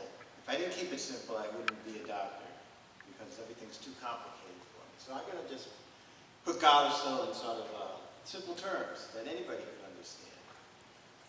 Think of breast cancer. You go to your doctor and says, I have bad news, you have breast cancer, but it hasn't spread and it's a very small nodule, and so I think we can cure you. And then after the operation, he goes, well, I think it's good. You go, well, did you get it all? He said, no, we only took a quarter of the tumor out, but you'll be okay. Well, I don't think that's going to be the truth of that. You'll probably end up dead in 5 years. But with Gardasil, there's 15 papillomaviruses that can cause cancer, and maybe more, and yet they say we only block 4 and we'll leave the other 11, and everything's going to be good. It doesn't make sense on any level. My 11-year-old daughter could figure that out. So right there it tells you it has to be a scam. That they have to be lying. They mandate a vaccination. And when they do that, they've taken away your civil liberties, they've taken away your right to control your children, and they've taken away your right of informed consent. Matter of fact, by law, you don't have a right to informed consent with vaccinations. Because if they ever told you the risks that you take with most of these vaccinations and the true lack of benefit with many of them, you'd never do it. Or you'd rebel because that you're made to do it. And they certainly don't want to spend the time talking about risks. They'd rather just say, roll up your sleeve and get it. And the funny part is, if you get the Gardasil vaccine and it's mandated, and your child has a seizure, well, they better get their tail down there for the next one, because that's not grounds for a medical exemption in Rhode Island. And that's a disgrace. I've been a physician for almost 30 years. I've never forced a patient to ever have a procedure or ever get a medication. I explain what I do. I talk about the relative risks of the medicine. I talk about the risks of not treating versus treating. And then I come to a decision with the patient's consent. And you know what? I legally stand behind my word. They can sue me if I'm not telling them the truth, if something happens, or if I do it wrong. I told my wife we should open up a vaccine clinic, because it's all profit. I don't have to tell you anything. You just show up and I'll give you the shot, and if you drop dead, we'll push you out the door and call the federal government to pick you up. I don't go into some doctor database, I don't get sued, I don't spend time with lawyers. It's all money and it's all profit. I have patients that come in, I'm a pain specialist, I'm board certified in anesthesiology and pain. And I have patients that work for pharmacies, and they're told that they have quotas on vaccines this summer. It's about money. You see advertisements for pharmacies, get a $10 gift certificate for Gardasil or another vaccine. As a physician, it irks me to no end. These are medicines. These are things that carry risk. I have to have full liability. I have to read hours of literature to stand behind this. And some guy, some tech that knows nothing about this can just pass out these drugs and give you a gift certificate for it. I mean, I'm regulated to the point where it's almost, I can't even practice medicine anymore. And yet, somehow, when you get this medicine, it can be some high school kid that's trained to give shots. I mean, it's incredible and unacceptable. That's the way I see it as a physician. And, a lot of physicians are very busy. And so if they don't have time to even keep up with the literature that's relevant to their practices. And when the government says, hey, it's safe, and it's going to help your patients, and you can't be sued, and you don't have to tell them any risks, well, what's the doctor going to do? Well, I'm going to focus on other things. I'm not going to read the literature. I'm not going to understand the risks or the benefit, because why should I? You can't sue me. I don't have time, and I don't have to tell you anything. Just roll up your sleeve and out the door. I think in the journal Pediatrics, one of the things that pediatricians listed that made the job less satisfying was having to give informed consent and people pushing back, which I find astounding, because as a physician, I want patients to ask me questions. I want them to be fully comfortable with what I do, because that reduces my liability. Because if they're on board with what I'm doing, then I'm less likely to be sued. So it's a self-interest. And they're more likely to be happy, and we're more likely to get a satisfactory outcome. It's almost a placebo effect. If they're involved, and if I'm doing a procedure on someone, you do a lot of spinal procedures and interventions, and I go afterwards, you know, we got it close, I just couldn't get it where I want, but it might work. You think that's going to work better, or if I'm going to say, yeah, we nailed that sucker, I got it dead on, you're going to do great. You know, and so if you're involved in that decision, that's what's going to happen. With these medications, you're not involved at all, there's no parental choice, and there's no safety net. The government's at the higher level is fully corrupted by money, and it's about money. And, everybody knows it, except sometimes the people that are giving the meds. So is there an alternative? I mean, is this, when you mandate something, you have to assume that there's tremendous risk, that there's a disaster occurring, that thousands of people are dying, that there's highly communicable, that, you know, it's just so grave that we have to do something. And so we mandate that vaccination. Well, if you're going to mandate it, then you better be assured that it works well and that it's reasonably safe. First of all, like you've heard, cervical cancer is a third world country. 88% of cervical cancers occur in the third world, where they don't have pap screening. We have alternatives to prevent cervical cancer that are actually proven, and that is pap smears, which are over 91% effective, and even more than that, in the New England Journal of Medicine, they had an article on the use of condoms and the spread of HPV, and they showed that 100% use of condoms gave you almost zero risk of all strains of HPV being transmitted. I think it was 32 patient years and no HPV lesioning. There was also in the New England Journal an article, one of the early articles on Gardasil, and they said 98% effective in their study. 98, that's incredible. But, just like in the Vigor study, which is one of the bogus studies that showed Vioxx was safe, when you looked at it, they had 1,500 patients that were kicked out of their study group, which is an incredibly high number. And they got kicked out for reasons like they only got 1 or 2 shots due to severe side effects from the shot. Well, that's a real world experience, and from what I've heard, all you need is 1 shot. So, and for other reasons, and then people that had more than 3 or 4 sexual partners were excluded too. So that was a cherry pick. It's telling you it's a cherry picked safety group. Now, they made a mistake that they left that data in the article. And so when you put those numbers in and you switch it on, efficacy went from 98% to 48%. But you had to look a little closer in the table because it was 48% for only HPV 16 and 18, the 2 strains that the vaccine dealt with. But when they threw that lens back a little bit, they found that when they looked at lesioning from any cause, in other words, the other 11 viruses that might be there, they found efficacy went down to 17%. Hardly worth the effort for all the risk. And I'm sure it's probably a lot lower than that because in Merck's letter to the vaccine and related biological product advisory committee, in their very statement, and I'll just read it, just right from there.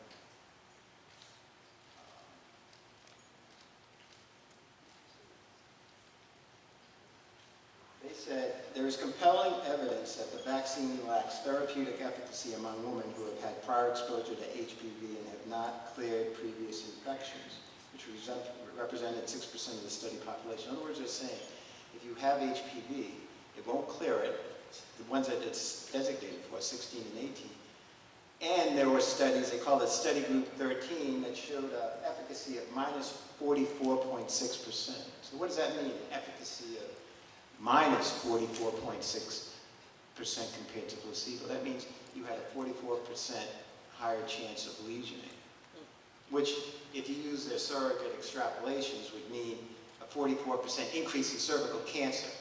If you had an undiagnosed HPV vaccine infection, and most HPV vaccines are asymptomatic, so you don't know you have it, which is why they're trying to force it on 11-year-olds before they become sexually active. Plus, the Department of Health does not recommend HPV screening, and they poo-poo that data. As a matter of fact, in the study they poo-poo it. They say, oh, it's a small group, it's just, it's an don't worry about that. But yet, if that same small group shows any benefit to the vaccine, they're all over it, man. This is the bomb. See, we got it right there. You can't have it both ways. a lot of these studies may not be great, but when you see evidence of potential problems, then you do a larger study. But they don't do that. You do a better safety study, but they don't do that. You put the value of your children and other people's children before money, and they don't do that. And so, as a physician, I find that distasteful. I spent my whole career trying to help patients, and actually, as a pain physician, we see a lot of vaccine-injured patients. I have two that are paraplegics from transverse myelitis from the HPV vaccine. I have a patient right there that we take care of, and sort of autoimmune neuropathic type pain. Changed my life. Not kidding.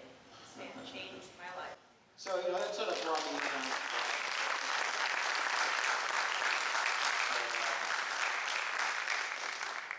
What actually got me into the vaccines is the flu vaccine, because all of a sudden as a healthcare provider, they said that we have to get the shot. So I became a patient.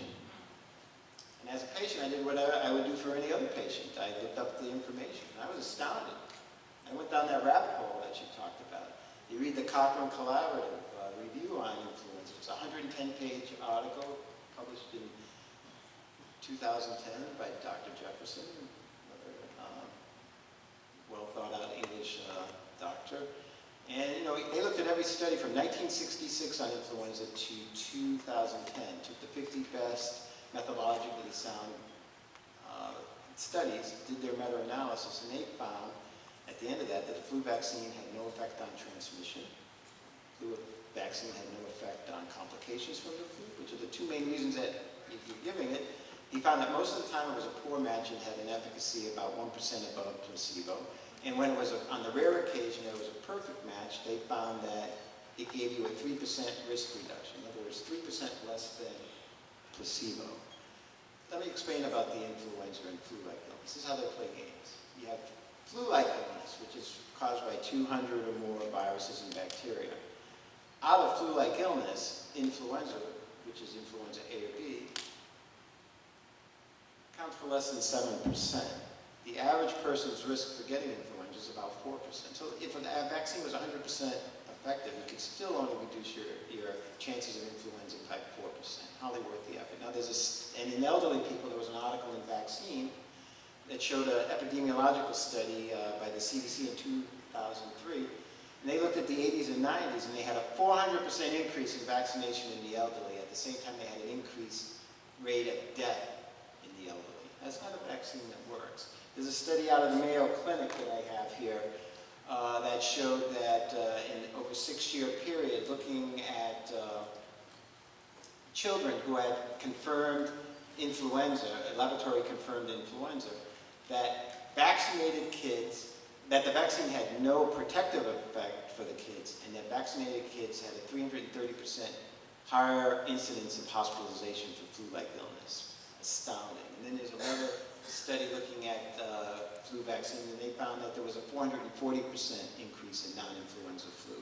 in people that got the vaccine, and again, minimal to no protection from the flu. It's a total scam. And it has the aluminum, which Dr. Tomovich has a good... The aluminum's not in the flu shot? No, in the multi-dose vial, there's no dairy. There's no Okay, so it's no... 49.6%. Yeah, in the multi-dose vial for the flu shot, then you get bigger. Right, but not in the single But dose. not in the single dose, Right. there's no aluminum. But the ACOG, the American Academy of Obstetrics and Gynecology, recommends the flu shot, and they said the reason I asked them why they're not at least recommending the mercury-free, and they said, we don't want women to be concerned about aerosol.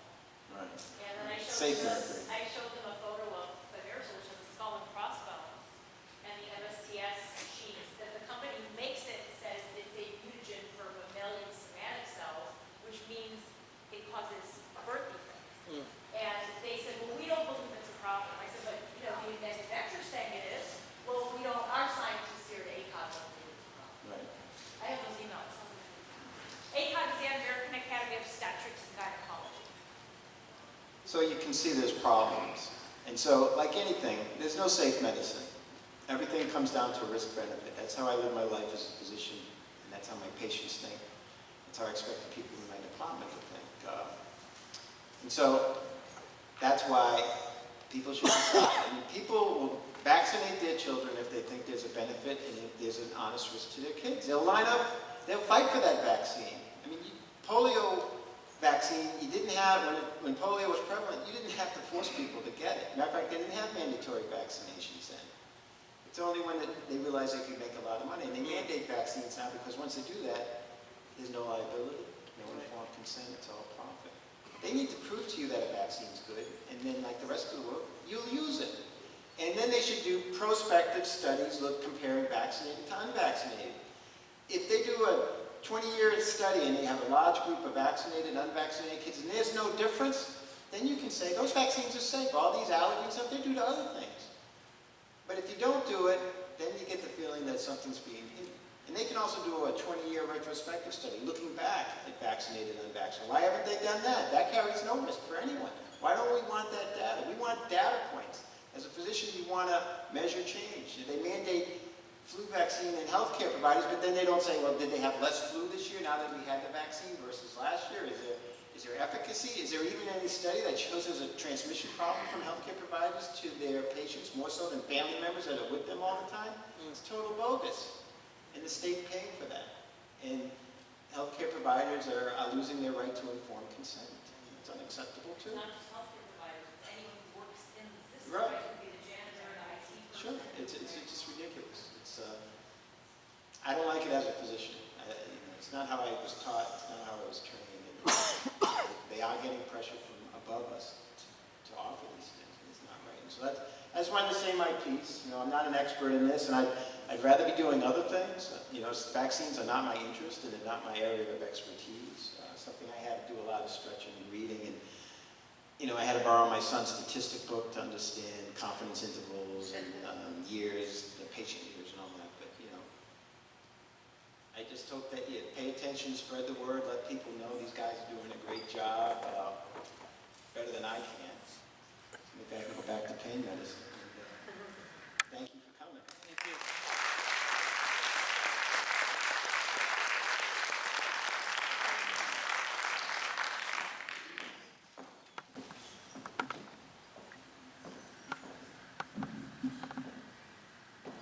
All right.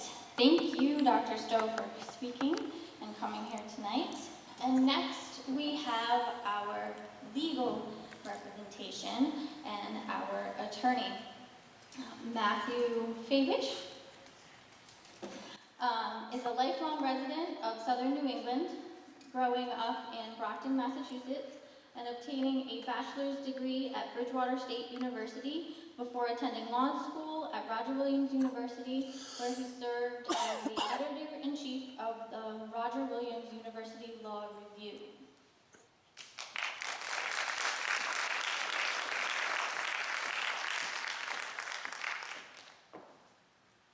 So when Aimee asked for an intro, I assumed it was a conference type intro, so that's actually much longer, and I'm glad she got it off there. But I've done much more than graduate law school. Currently, I serve as the president and general counsel of the Stephen Hopkins Center for Civil Rights, which is a Rhode Island-based libertarian nonprofit litigation center where we focus on securing the rights that Americans recognize as essential to fundamental freedoms, including rights to school choice, freedom of expression and religion, and on issues of fiscal and policy transparency. So, I also want to, before I get into the history and current status of vaccine litigation in this country, I do want to just point out that for those who are interested in making a change on the schedule, for those who are interested in making a change in your Rhode Island Department of Health regulations, the best approach to take, in my estimation, is not through the courts. It almost is never the best approach to go through the courts. If you have the influence to contact your legislators, to contact and move public opinion through the legislature, that's the best approach. And so I want to specifically point out and recognize Representatives Nardolillo, Price, and Roberts, and Senator Raptakis for being here this evening, and to specifically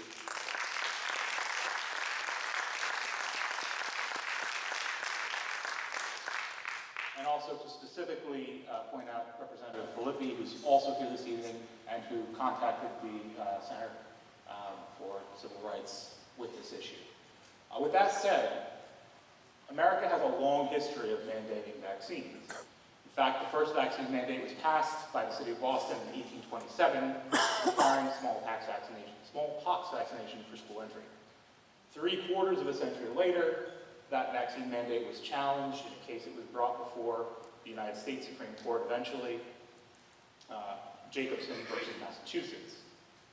Showing concern for the doctrine of separation of powers, the court noted that a decision in favor of Reverend Jacobson could have practically stripped the legislative department of its function to care for the public health and the public safety when endangered by epidemics of disease.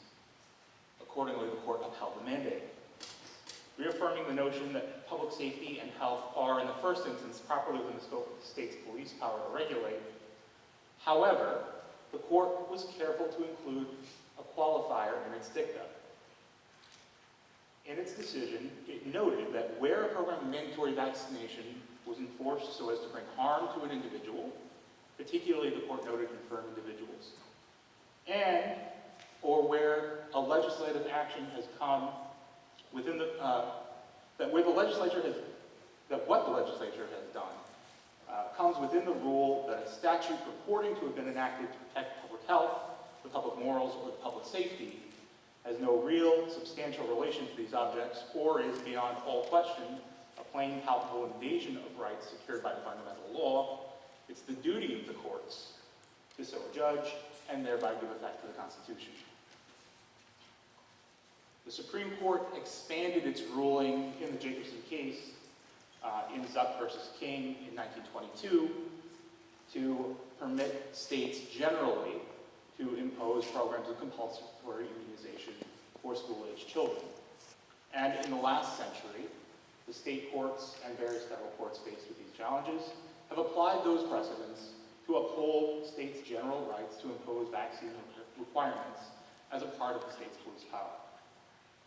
So the question becomes, in light of this well-established and long-standing precedent, what hope, if any, can we have to turn to the courts for recourse to prevent the state from imposing a vaccine like HPV for parents who would prefer to make an informed choice about HPV vaccination decisions instead of being forced into a vaccine that guards against the risks that arise out of conduct which many children will never engage in? And as it turns out, the answer in my analysis is really twofold. First, the nature of the communicability of the threat vaccinated against with HPV vaccine is such that the public safety rationale relied upon by those earlier courts no longer holds true.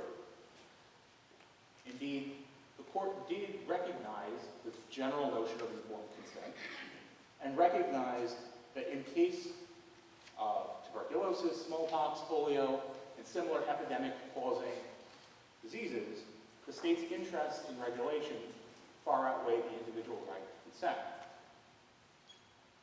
Now, even though lists of vaccines now part of mandatory school vaccination programs include those types of easily communicated diseases, they also include vaccines like tetanus and Hep B. What is important to note, however, is that HPV differs from these other vaccines because putting oneself at risk for transmission requires a behavioral choice, the choice to engage in sexual activity. And the only closely comparable virus for which there's a vaccine mandate is Hep B, which can be more easily communicated through sexual intercourse, IV drug use, and other more casual conduct than that which is protected by HPV. So, returning to the Jacobson Court's decision, it stands to reason that the Court's generally cautious language recognizing the community's right to self-defense in the throes of a public health crisis, like smallpox epidemics, does not, as many have historically interpreted, create a judicial rubber stamp for all vaccination programs, but instead creates a rule of necessity that should be applied to each vaccine individually. Indeed, since 2008, the Legal Academy has been intrigued with this idea, and we've seen articles in a number of prestigious law journals, including the Harvard Law Review, suggesting that the view of Jacobson as a rubber stamp is no longer viable in light of the case of non-epidemic, non-category communicable diseases, where the paramount necessity to protect the community in the same way as smallpox or polio vaccines simply does not arise. Thus, there's a colorable argument that the differences in the nature of communication and infection cast doubt on the previous case law pertaining to mandatory vaccination. Yet, without an additional set of developments that serve to reduce the level of judicial deference typically paid to legislative determinations, my sense is that most courts would continue to find that even in these less critical circumstances, the state and not the individual retains the right to balance those interests. That set of legal developments is based on the other primary distinguishing feature of the HPV vaccine, in contrast with other vaccines, which is to say the nature of the conduct required, in most cases, to acquire an HPV infection, some degree of sexual activity. Specifically, in the words of Dr. Martha Presley of Vanderbilt University's Department of Internal Medicine, framing the HPV vaccine as implicating sexual health affects the constitutional analysis of a mandate, and that it implicates case law allowing minors to make sexual health decisions without parental consent. What's important about that line of cases is that while the courts have imposed a judicial workaround to allow minors access to certain sexual health decisions without parental consent, the courts themselves are not allowed to substitute their consent. In other words, the government has no interest in making these decisions. Found in the court's modern fundamental rights jurisprudence, the Supreme Court has defined fundamental rights as those which are so deeply rooted in this nation's history and tradition and implicit in the concept of ordered liberty, such that neither liberty nor justice would exist if they were sacrificed. The Supreme Court then has specifically identified such rights to include a right to bodily integrity and to refuse unwanted life-saving medical treatment. Based on this line of reasoning, particularly when viewed in conjunction with the line of reasoning created by the Filati versus Bayard case related to minors' freedoms to make their own sexual health decisions, there is a compelling argument to be made that as a question of sexual health, the state may not interfere with the decision of a minor whether or not to receive an HPV-type vaccine. Thus, while there are several other arguments to be advanced in litigation to defeat the mandatory vaccine imposed not by legislative enactment, but by regulatory fiat, the combination of an evolving medical science and expanded number of vaccines, such as public health ills targeted by vaccines, are no longer limited to those required to stem an immediate epidemic outbreak, and a half-century of persistent judicial decision-making, evidencing a view by at least a substantial portion of the federal judiciary that minor children must be permitted to make decisions regarding their sexual health free from state interference, suggests that the outcome of a long-term strategic project of litigation designed to limit state power to criminally mandate vaccines for non-epidemic, non-casually communicable diseases may in fact meet with some success.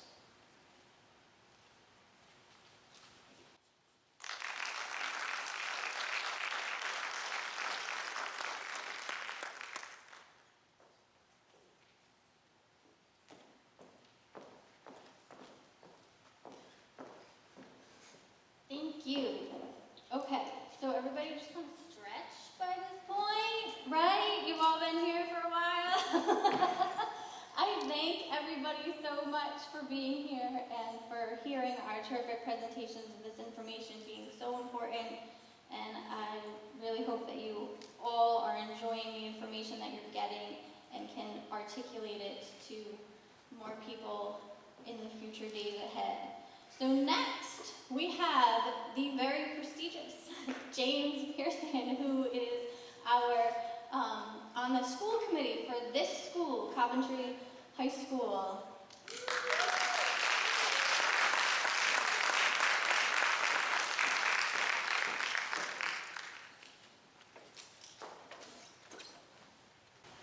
I'm going to raise this up.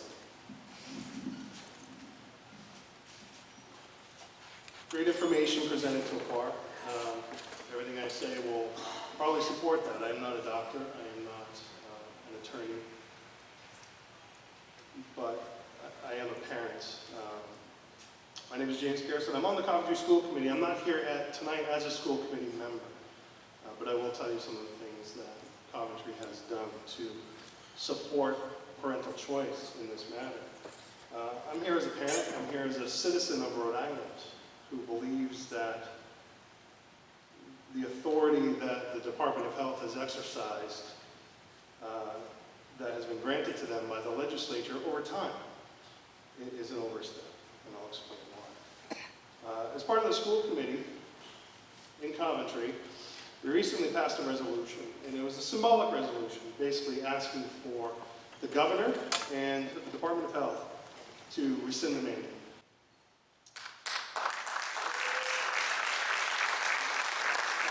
I wish it carried some weight, and I said it was largely symbolic, but it served a purpose, and the purpose was to support parents' right to choose, and the other purpose was to spread the word, to build awareness within our state and our communities. Since then, Little Compton has passed a similar measure. West Warwick is drafting a measure to pass. I've been contacted by a member of the Cranston School Committee who also wants to pass a measure. Our voices are starting to build and become louder, and hopefully they'll soon be heard. Show of hands, let's stretch. Who thinks that our government right now wields too much power? I didn't raise my hand because I'm cheating. I know the answer. Our government has no power. You have the power. Our government has authority. We have the power through our votes. We have the power through our donations to political campaigns and such. But really it's from our vote. We've given our representation in the state and the federal government to represent us. We've given them that authority, and in turn they've given their authority to other organizations like the Department of Health. They're delegating authority. That's what we've asked them to do. That's what institutionalized government is all about. But at the same time, the power still resides with us. So how did we get here? How did we get into a situation where the Department of Health can create this immunization standard? And the standard is also for testing, by the way, which is interesting. And I think it goes back to the origins of this. In schools, the legislation was passed back in the 1890s that gave the Department of Health this authority. And I think largely it had to do at the time with testing for smallpox and tuberculosis to make sure there wasn't an outbreak in the schools. Over time, in the early 1900s, the director of the Department of Health was given even more authority. Not only did they have the authority to restrict children from going to school, but the director was given specific authority to enforce the mandates. If I ask my superintendent not to comply with the state mandate, that superintendent can go to jail for up to 30 days or be fined. Can't ask him to do that. And that's in the law. Then in the 1960s, the real enabling legislation was passed that gives the Department of Health the authority to create immunization standards as a condition for school inclusion. And that's key. We're really talking about the rights of our children to be educated. And in the 60s, we're talking about vaccines for measles, mumps. I don't think the rubella vaccine was developed yet. It was a few years away. Smallpox, polio. We're not talking about vaccines for diseases that are mostly communicable through sexual activity or the like. That came later on. The legislation has not kept up with the times. So now we're in a situation where the Department of Health has all this authority to create these standards. And they're doing it. And the consequence is your child can't go to public schools unless you comply, or fill out a religious exemption, but even that's in peril. We are one of 2 states, 2, to mandate this vaccine. We are the only state to mandate this vaccine for boys, because there's some rhetoric out there that's probably based on a study or a paper that says boys are prone to oral and anal cancers due to HPV virus. I don't know if that's true. I don't know that.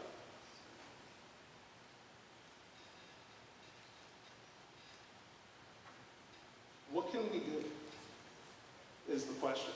There's a great presentation about what can be done through the courts, but what can we do?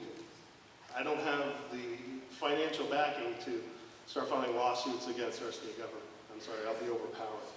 I don't have the financial backing to start filing lawsuits against pharmaceutical companies. They're immune anyway. It wouldn't get me anywhere. The first thing you can do is introduce yourself to the representatives and senators that have come here tonight.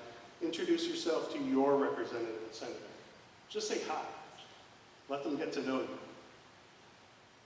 We have a couple-month window here before the legislature comes back in session. And when they do, and they know you, and then it's time to pick up the phone, write an email, knock on their door, and say, this is what we're advocating for. We're advocating for the Department of Health to rescind the vaccine mandate. We're advocating for stronger informed consent laws in Rhode Island. We're advocating for more public involvement in Department of Health regulations. This is something I found in my research, and again, anything I say here, I want you to go out and search for yourself and find out if I'm right or not. When the Department of Health creates a new regulation, whether it be for a vaccine mandate or anything else, they're not even required to hold a public hearing. They only have to have a public hearing if someone asks for one within 6 months of following the time they've already adopted the regulation. We don't even have a voice. I don't have time as a parent, having a full-time job, being on school committee. I don't have time to watch the Department of Health and every single regulation change they have coming down. None of us do. Individually. Together, maybe we can. What you need to watch out for. Watch out for power grabs. We're all speaking up because we want a parent's right to choose. That doesn't mean we want the authority delegated from the Department of Health to some other government agency or some other bureaucratic process. You need to watch out for laws coming down the pike to eliminate the religious exemption. There was already a law in the legislature last year. They want to take it away. It's already been talked about by a few other presenters here. They want to take it away. Do you know who's pushing for it? The three main lobbyists on that legislation who were involved. Two of them didn't take a position. Merck Pharmaceuticals, GlaxoSmithKline, and the organization that represents your healthcare workers, including doctors and nurses in Rhode Island. They want to remove your religious exemption. You have to watch carefully what they do with that. The next thing you need to do is get ready to act. As I said, we have the power. Make phone calls. Attend hearings, attend meetings like this. Show your support as much as you can. You know, I can't go to every single hearing and every single meeting, but we go to the ones we can to show our support. Share information. We're in the information age. That's why you're seeing all those news stories in other media that we now have access to because of the internet and other means of acquiring information that didn't exist 20 years ago. Share the information. The more people are informed and educated about the issue, the stronger base we'll have to make actual changes.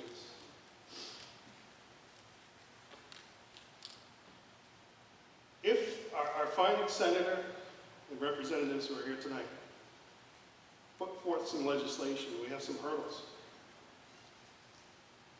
One of the senators who is trying to remove the religious exemption is on the Senate committee that will actually hear the bill to get what we want. Again, support parental choice, remove Department of Health authority.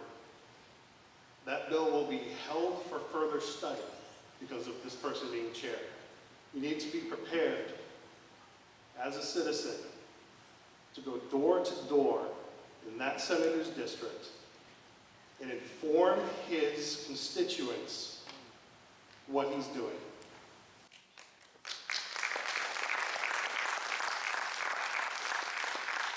Representatives and senators. The one thing they don't want to lose, and I'm an elected official too, so I understand this. The one thing they don't want to lose is votes, the support of the people is really what that is, and money. That's the other thing to watch out for. The lobbying, it's been mentioned here again, the lobbying power of the pharmaceutical industry in Rhode Island is immense, and it's understated. There was an article published by Local Providence over the past year or so. Pharmaceutical industry is the #2 lobbyist in this state. Nicholas Mattiello and Teresa Paiva-Weed both have, on record, in this past year, sizable campaign contributions from GlaxoSmithKline. These are hurdles we have to overcome. We have to make sure that the people we elect to represent us are representing us. They're not working for, I saw an article on 38 Studios today, they're not working for their superiors, you know, the Speaker of the House and the Majority Leader. You know, they're working for us and what's in our best interest, not in the lobbyist's best interest, not in their own wallet's best interest, in our best interest. And I truly believe that those who have shown face here tonight, those who have come, believe that as well, and we should support them. That's what they're going to need. The ones who support this, support parental rights, they will need our support. So it's not just a matter of getting the ones who support the mandate to change their mind. The ones who are opposed to the mandate need our support, and we need to make sure we support them as much as possible. Your power is your vote. I've said it, I'll say it again. So what my final thought is, when you leave here tonight, just ask yourself, what are you prepared to do? Because this can't be it. We have a fight ahead of us, and we need to keep pushing. Thank you.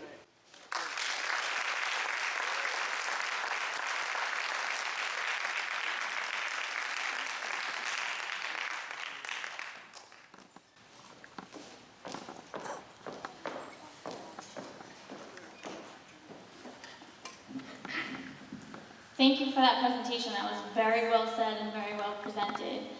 And we are going to do just that, actually, now that the group, the Rhode Islanders Against Mandated HPV Vaccinations, has partnered with the Gatsby Project. We now have software and the capability that we will be planning, doing, and canvassing. We can pull that information, and we have that, and that is in our next future steps forward. And on that, we're now going to lead into 4, right? All 4 of you are saying a little something. Or maybe 2. We're going to leave it on them. Justin Price and Bobby Nardilillo are going to come up.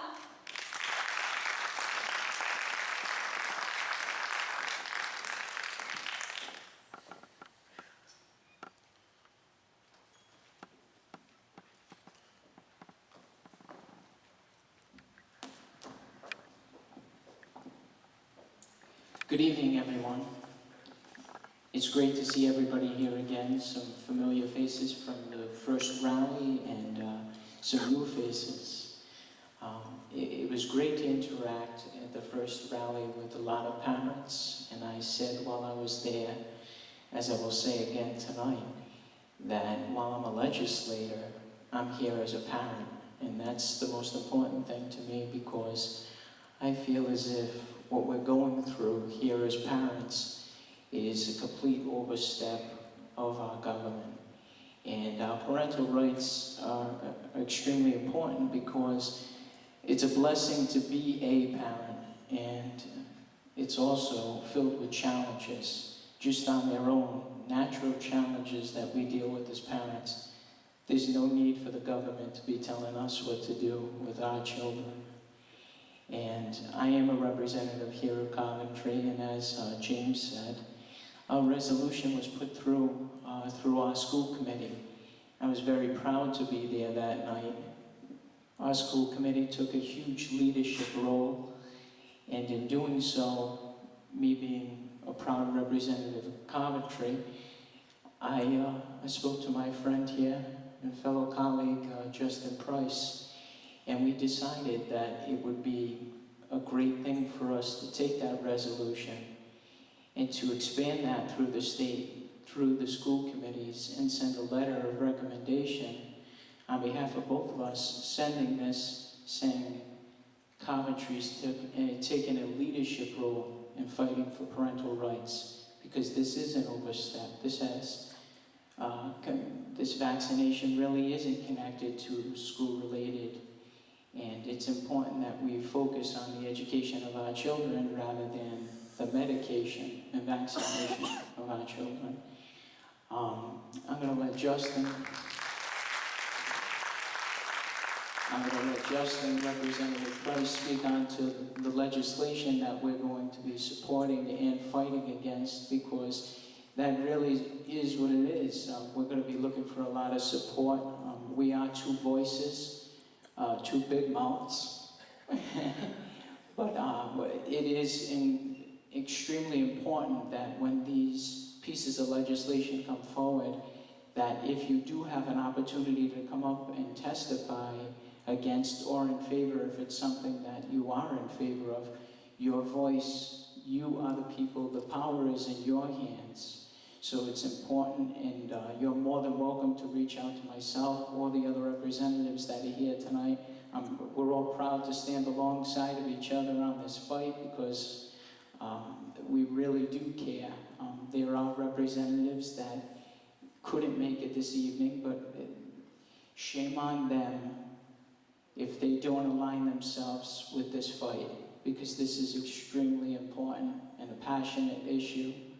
And I just wanted to say on a side note, I did come here with the intention as a parent and to fight for parental rights, but the education that I received from the speakers this evening and the legal aspect of it was overwhelming, and I'm greatly appreciative of that time. Thank you. Thank you, Robert. Good evening. It's great to be here, great to see everybody here. I just wanted to, listen to, we've heard what's going on around the country, what's going on with the financial and the pharmaceuticals and legal.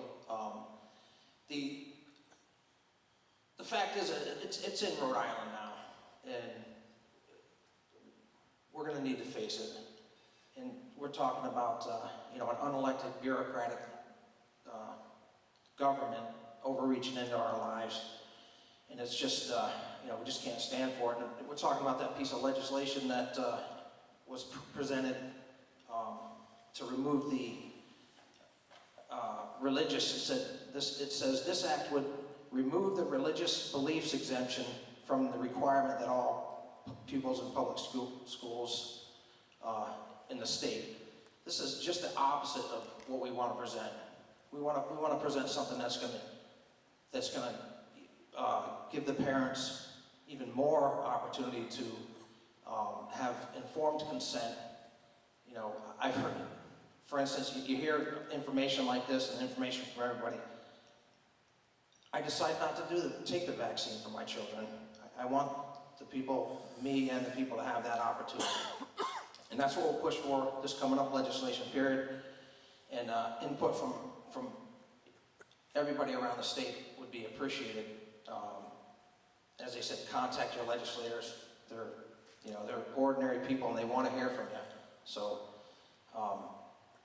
thanks for letting me speak, and thanks for coming out here, and thanks for the presentations.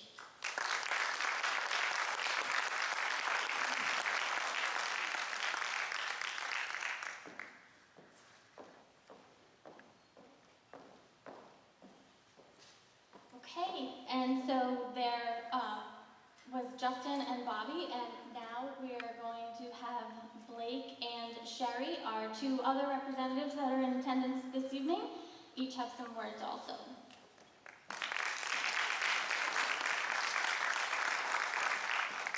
Hey, thanks everyone. It's late, so I'll just be quick. I don't trust the state government. I don't trust the federal government. I I don't trust the medical industrial complex, the military industrial complex, or the agro-industrial complex. And I don't trust these because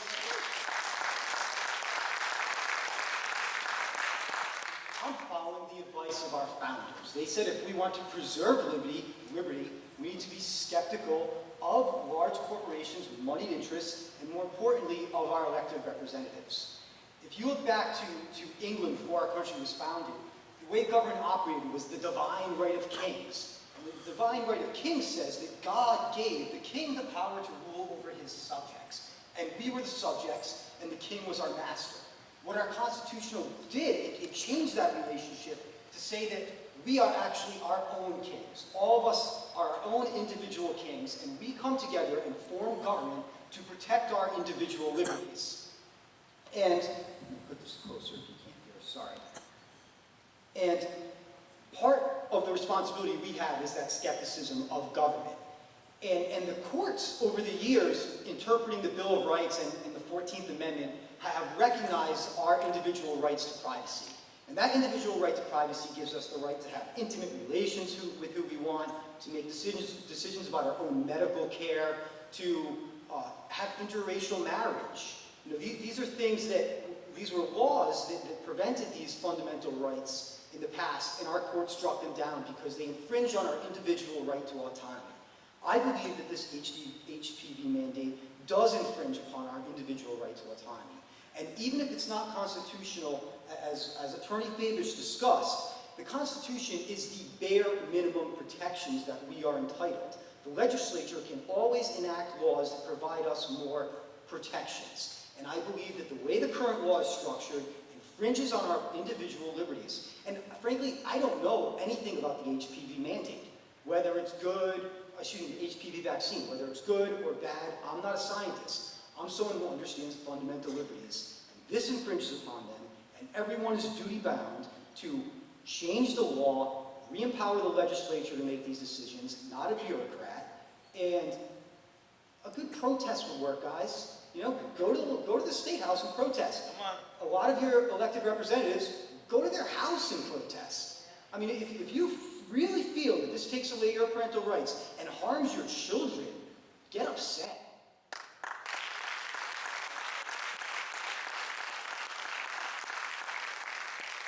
I don't know what it does. I'm not a scientist, but it's your right if you feel that way to make your voice heard.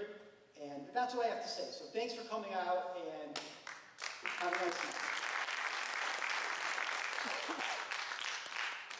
Okay, I concur with everything he says. My thing is, JP also said a few things. He touched on a few things that I was going to say. So I'm just going to reiterate that. You do have the power. See, right now, the government tends to make you believe it's theirs. You're the ones who elect them there. And you know what?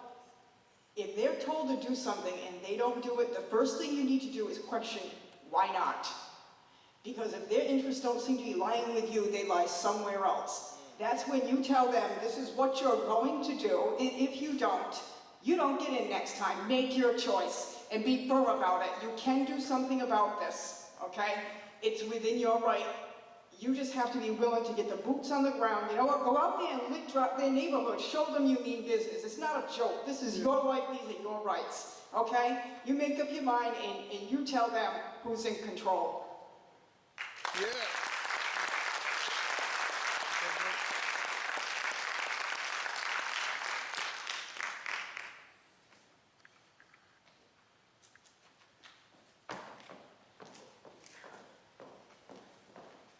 Well, she was on fire. I don't know how I'm going to follow that. That is our presentation for this evening. That is the full round of what the vision was, to give you every angle and every opportunity to see this from different perspectives so you can make the informed choice and you can inform other people beyond what you have learned this evening. So we did pass around, you do have the group information. There is also a petition link on that piece of paper where you can sign the petition, where you can get more involved. We will be hitting the ground. You are all, I assume, in some way, shape, or form connected to the group because you're already here this evening. But beyond what is connected with our group, to reiterate what they just said, speak up. Keep speaking up.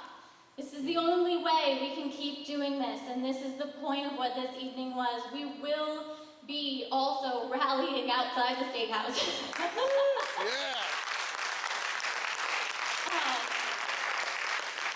We will definitely be doing that. We will be hitting the streets. The group is in full force plan of making sure that we can make as much change as we have the ability to reach as many people as we can reach. And this can and this will happen. We will win this. We're going to do it.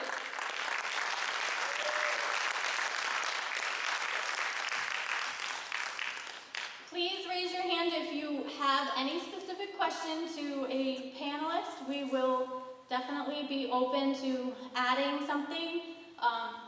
Come on up. You can come right to this mic. You can come right to this microphone so we can hear you because we don't have a wireless one. And just tell us who your question is for and what your question is.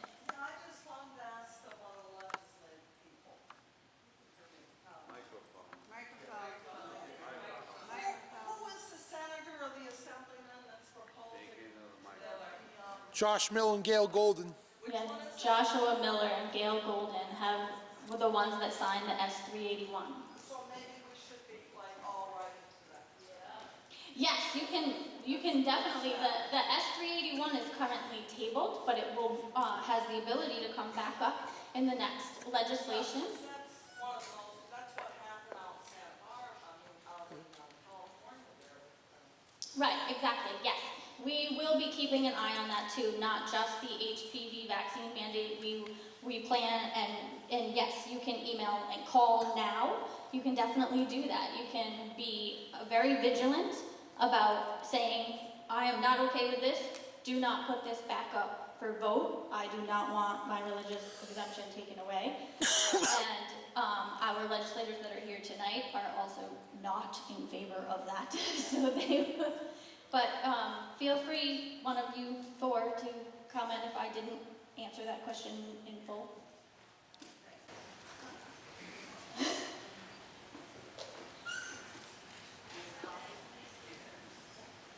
Does anybody else have a question? I'm in Cranston, so I'd be happy, ma'am, if you'd like, don't hesitate to get together and bring some signs standing around in front of their house, maybe an hour. These are old Cranston?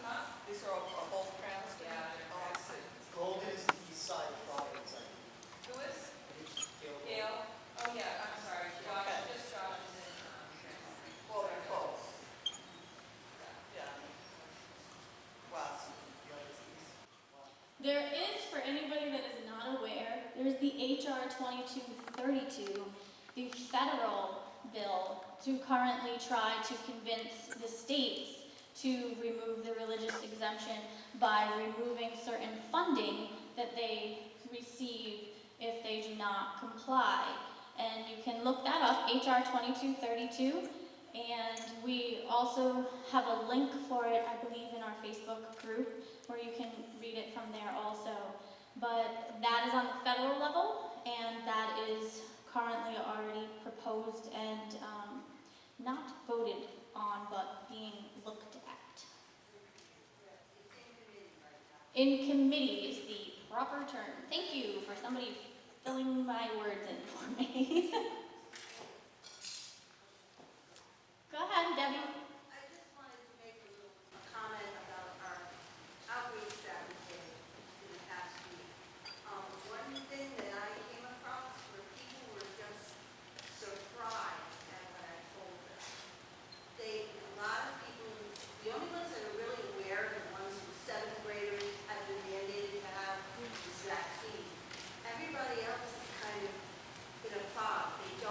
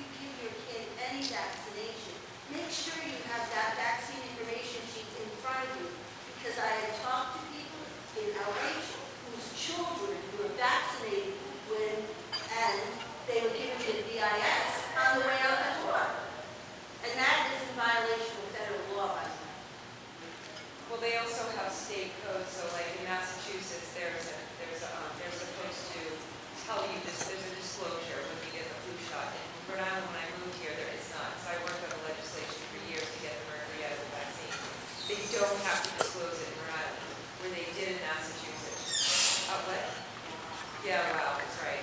What I was going to ask, would you be willing, because we are one of the 2 states that are fighting this, to do a short video that's dedicated to, on behalf of the group that would go to the Department of Health or legislators saying, this, you weren't able to make it, but these are some of the points that, maybe bullet point.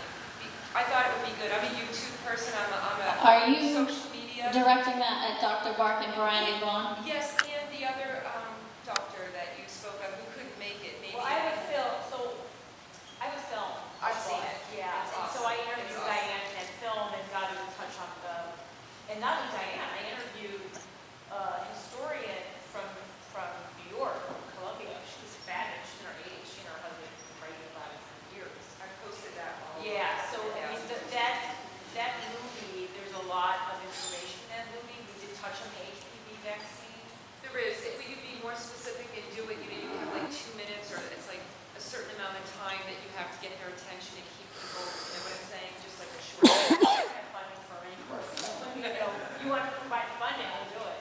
Right, I raised $200,000 for that film. Wow. Wow. I could maybe do something. I can mention we can also use some of the clips and go more. Got other too. Wonderful to come That's and great. video this for us. Yes, thank you.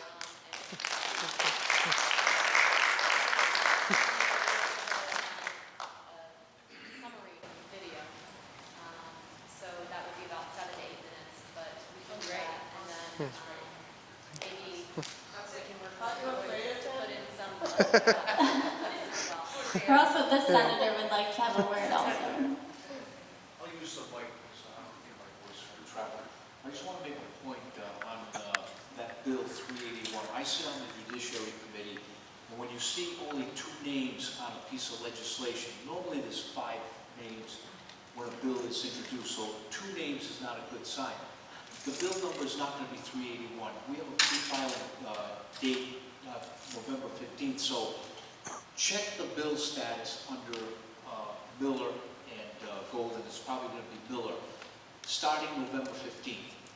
That bill will be introduced technically on after January 3rd, the first day of the session. And if I recall, there wasn't that much support for the bill.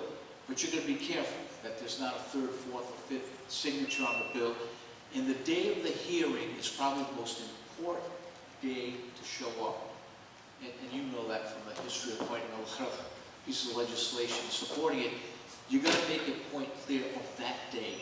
When that bill is introduced, make sure you'll see an introduction date and you'll see a hearing date. When you see Senate Judiciary Committee, it could be probably around February or March. It depends how fast the sponsor wants to push that bill. That's the important date.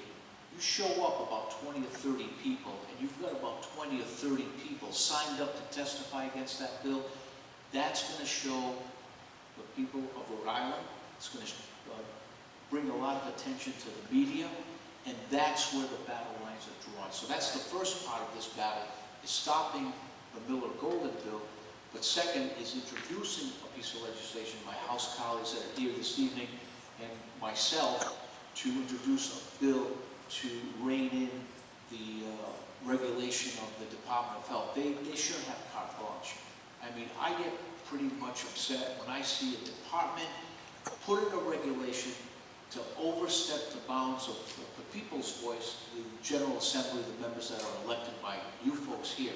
So please watch for the introduction of the bills. We will be there to help you. It's a simple process. You go to Rhode Island General Assembly and just hit sponsor or the legislator's name with a little check mark to make sure it's their bill, and it should give you periodically the legislation that's introduced. And I think there's a deadline around February 22nd, which after that date, they cannot introduce legislation unless they get permission by the Speaker or the Senate President.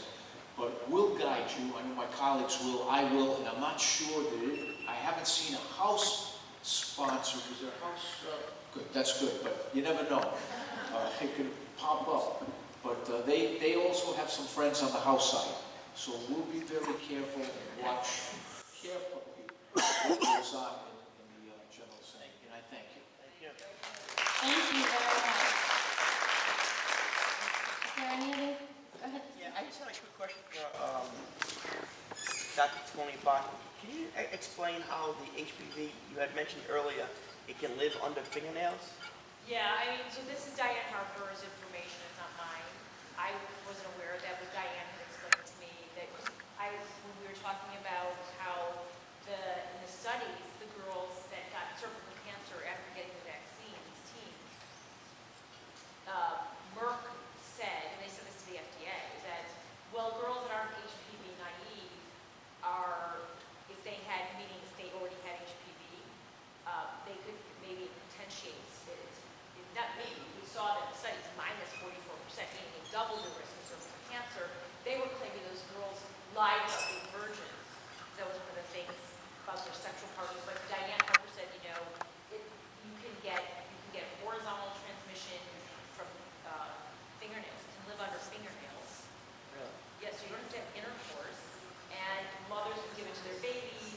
So you can be positive for HPV and not have been sexually active, not have had intercourse. So then it can be transmitted other than sexually? Well, that, I mean, I'm assuming she meant under the fingernail and still sexual activity, but not intercourse with, I mean, I think that's what Digital penetration. So there's still sexual activity. Sorry. Right.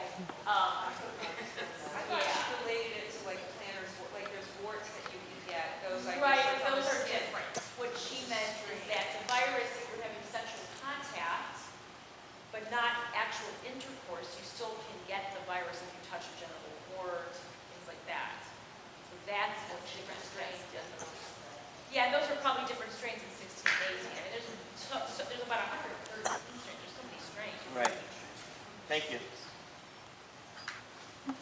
Hi, my name is Laura, and I'm a founding member of the Connecticut Coalition for Vaccine Choice. I came here from Connecticut.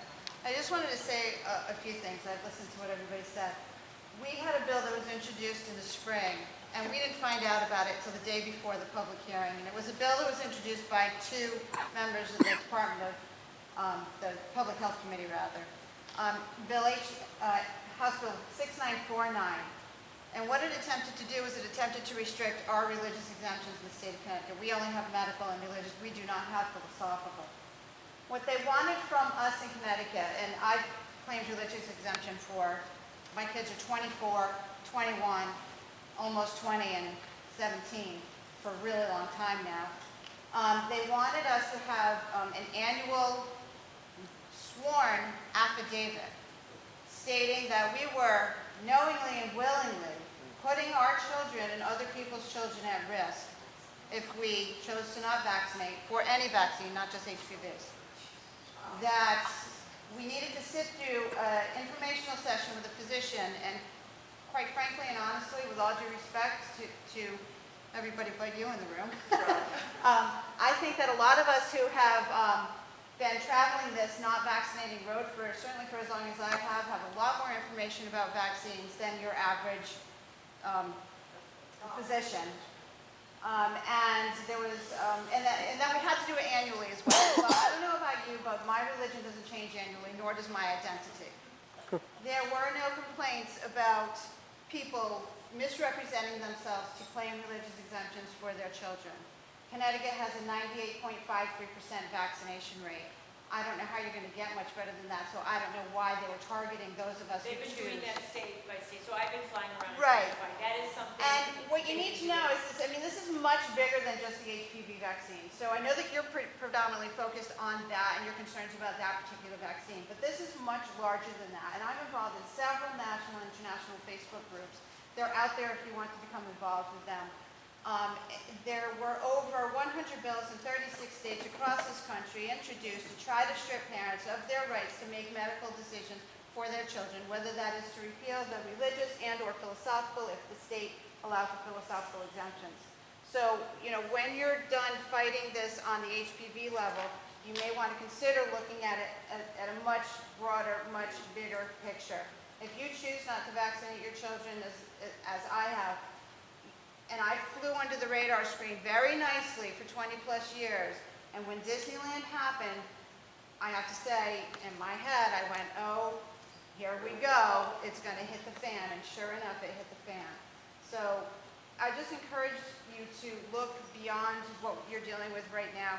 This is much bigger, much broader, much deeper. When you start peeling back the layers of the onion, you find a never-ending, dark, dirty, disgusting rabbit hole.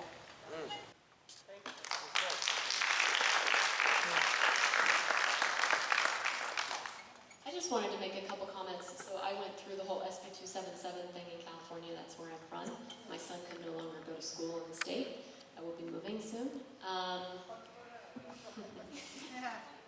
Oh, maybe not this far from the West Coast, and we were talking a little bit about like actions and action plans and things, and so there were a lot of things that we did kind of on the ground in California, and some things worked better than others. I would suggest, given this is such a small state, start writing op-ed letters to all of the small journals, to all of the newspapers. Get some friendly media on your side. Start getting stories of families with injuries into the papers. Start like really with the grassroots, changing the mentality and exposing really what's going on. I'll have interviews with any media that calls me. I answered the phone last night in Newark Airport for San Jose Mercury News. So I'm very available. Toni Bark is also very available to give information on the HPV vaccines and that kind of stuff and what's going on. Too. If you hold library meetings, in my film I interview people who got the GMO labeling in Connecticut, and the way they did it in 18 months, they went around and held educational meetings in libraries. And so in a state like this, that's really doable. You use libraries for free for educational meetings, and I think that it's really important because the story you just heard about, if the state is all dead, they're just going to go and try to get rid of your religious exemption completely. If it's mixed, then they're not going to try, and they know they won't be able to, and then what they do is try to say you have to come in annually to be bullied by a doctor. And we were able to defeat that in both Minnesota and Illinois. But if it's a state that's heavily dead, they're actually just going to come and try to just take away the religious exemption. And that's just how it is. I mean, that's just, I've been Democrat like this, I'm just telling you that. Right. And our bill was introduced by 2 Democrats, and what I didn't follow up with is what we did was we literally walked the halls of the Capitol for weeks, hours spent at the Capitol, strategically placing ourselves between caucus rooms and the men's bathroom. Excuse me, Senator, may I have a moment of your time? We went with papers. We bought 200 copies of trace amounts. The coalition bought 200 copies of trace amounts to hand out to each of our senators and representatives. We haven't gotten them all doled out yet, but that's what we chose to do.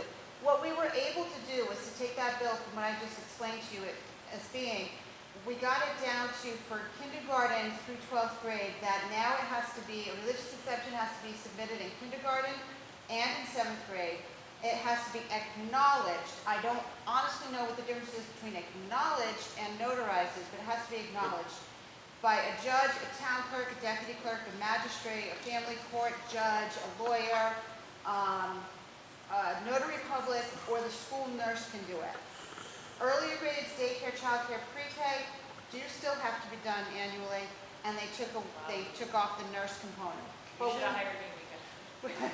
But we were able to whittle it back from what it was to what it now is, and we did that by hours, hundreds of hours spent writing to our legislators, calling our legislators, emailing our legislators, faxing our legislators. We didn't sleep, and that's how we were able to get it done. But we didn't find out about our bill. NVIC emailed some of us, that are involved in NVIC.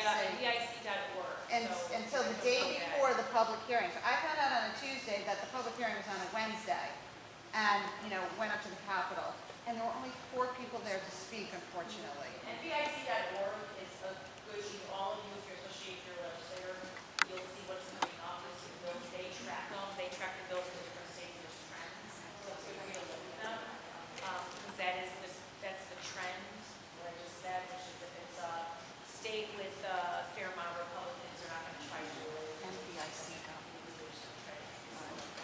But if it's mostly done, East Coast and California, then they're going to try, and they're even aggressively to do away with all exemptions. And so the NVIC.org does track that and post that. You can get updates.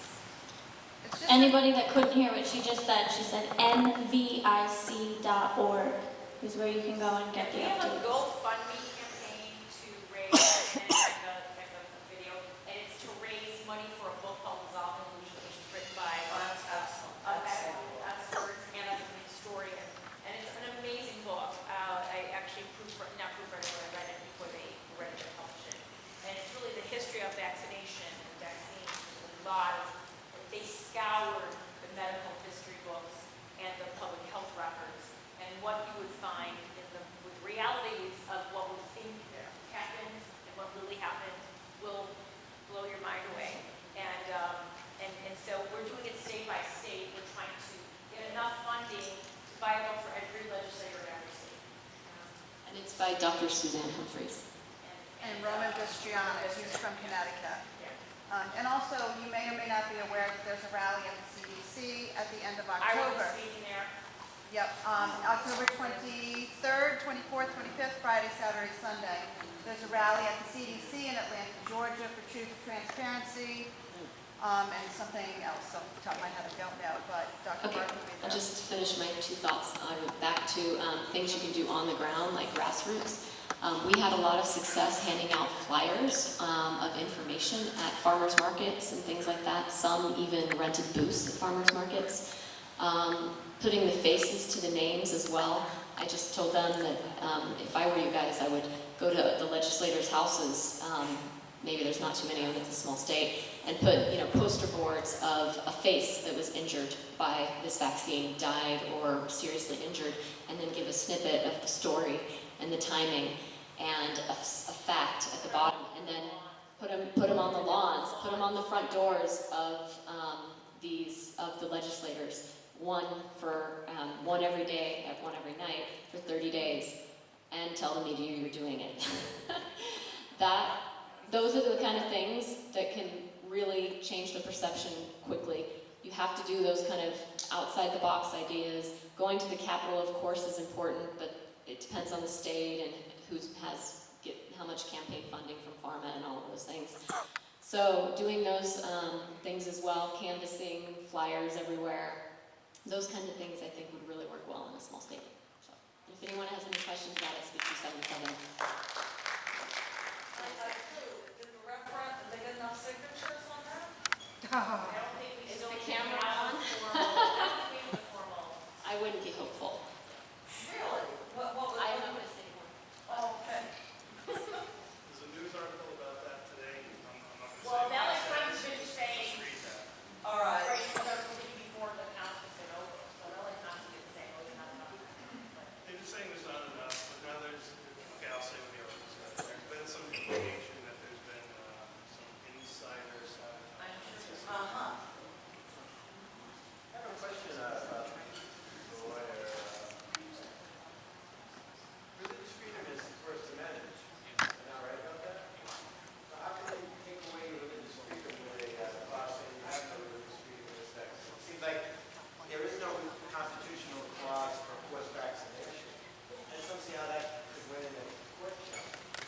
I actually took it out of the presentation, but there is a whole long history of establishment clause challenges to vaccines. Unfortunately, that is one of the areas where we get this jurisprudence of deference to the state, and they balance the religious freedom, the freedom of exercise against the state's and the other courts' compelling interest in protecting the public from outbreaks. For Jacobson versus Massachusetts, in the ruling, Jacobson was really asking, he didn't want to pay the fine. They ruled he was impelled or he could pay a fine. He wasn't impelled to pay, he didn't get the vaccine, he paid the fine, $5. Okay, but the fact of the matter is that the courts since then, and it's not just the U.S. Supreme Court, but it's the U.S. Supreme Court and all the state Supreme Courts that have since interpreted it, have generally taken the approach that Jacobson stands for the rubber stamp principle. Right? Isn't that funny though? I find it so funny because if you read it. It's not funny. It's not funny if you view it in parallel. So, who here is familiar with Lochner judicial scrutiny? Anybody? Okay, so there's a point in American history in which the court takes, the U.S. Supreme Court takes a very searching review of regulations, of state regulations, of government regulations, of our general liberties, right? That sort of hits its highest point between 1905 and 1937. In 1937, there's a dispute, it's a political dispute between essentially the judicial branch and Congress and the President, which had been taken over by the Roosevelt administration and a heavily Democratic Congress. And basically they threatened to increase the number of judges on the court. So you can Google this, it's called the switching time that saves time. Part of what the switching time does is it causes the court to retreat from that searching review in defense of personal liberty and move towards a much more deferential approach. Several years later, you have the Caroline Products decision with footnote 4, which says that there are certain privileges, there are certain liberties that the court is going to protect with a heightened degree of scrutiny. But on the whole, the government is empowered to make decisions that affect our everyday lives in a way that it had never previously been able to do. And since then, it's been on really both sides of the aisle. Political appointees on either side have favored liberties, but rarely do we see justices. I would say Justice Thomas is probably the closest that we have, but rarely do we see justices who jealously protect liberties across the spectrum.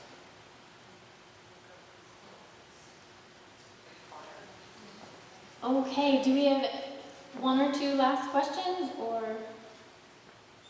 Okay, that's everybody's questions. Great, thank you all so much for coming out. Please, you can find the group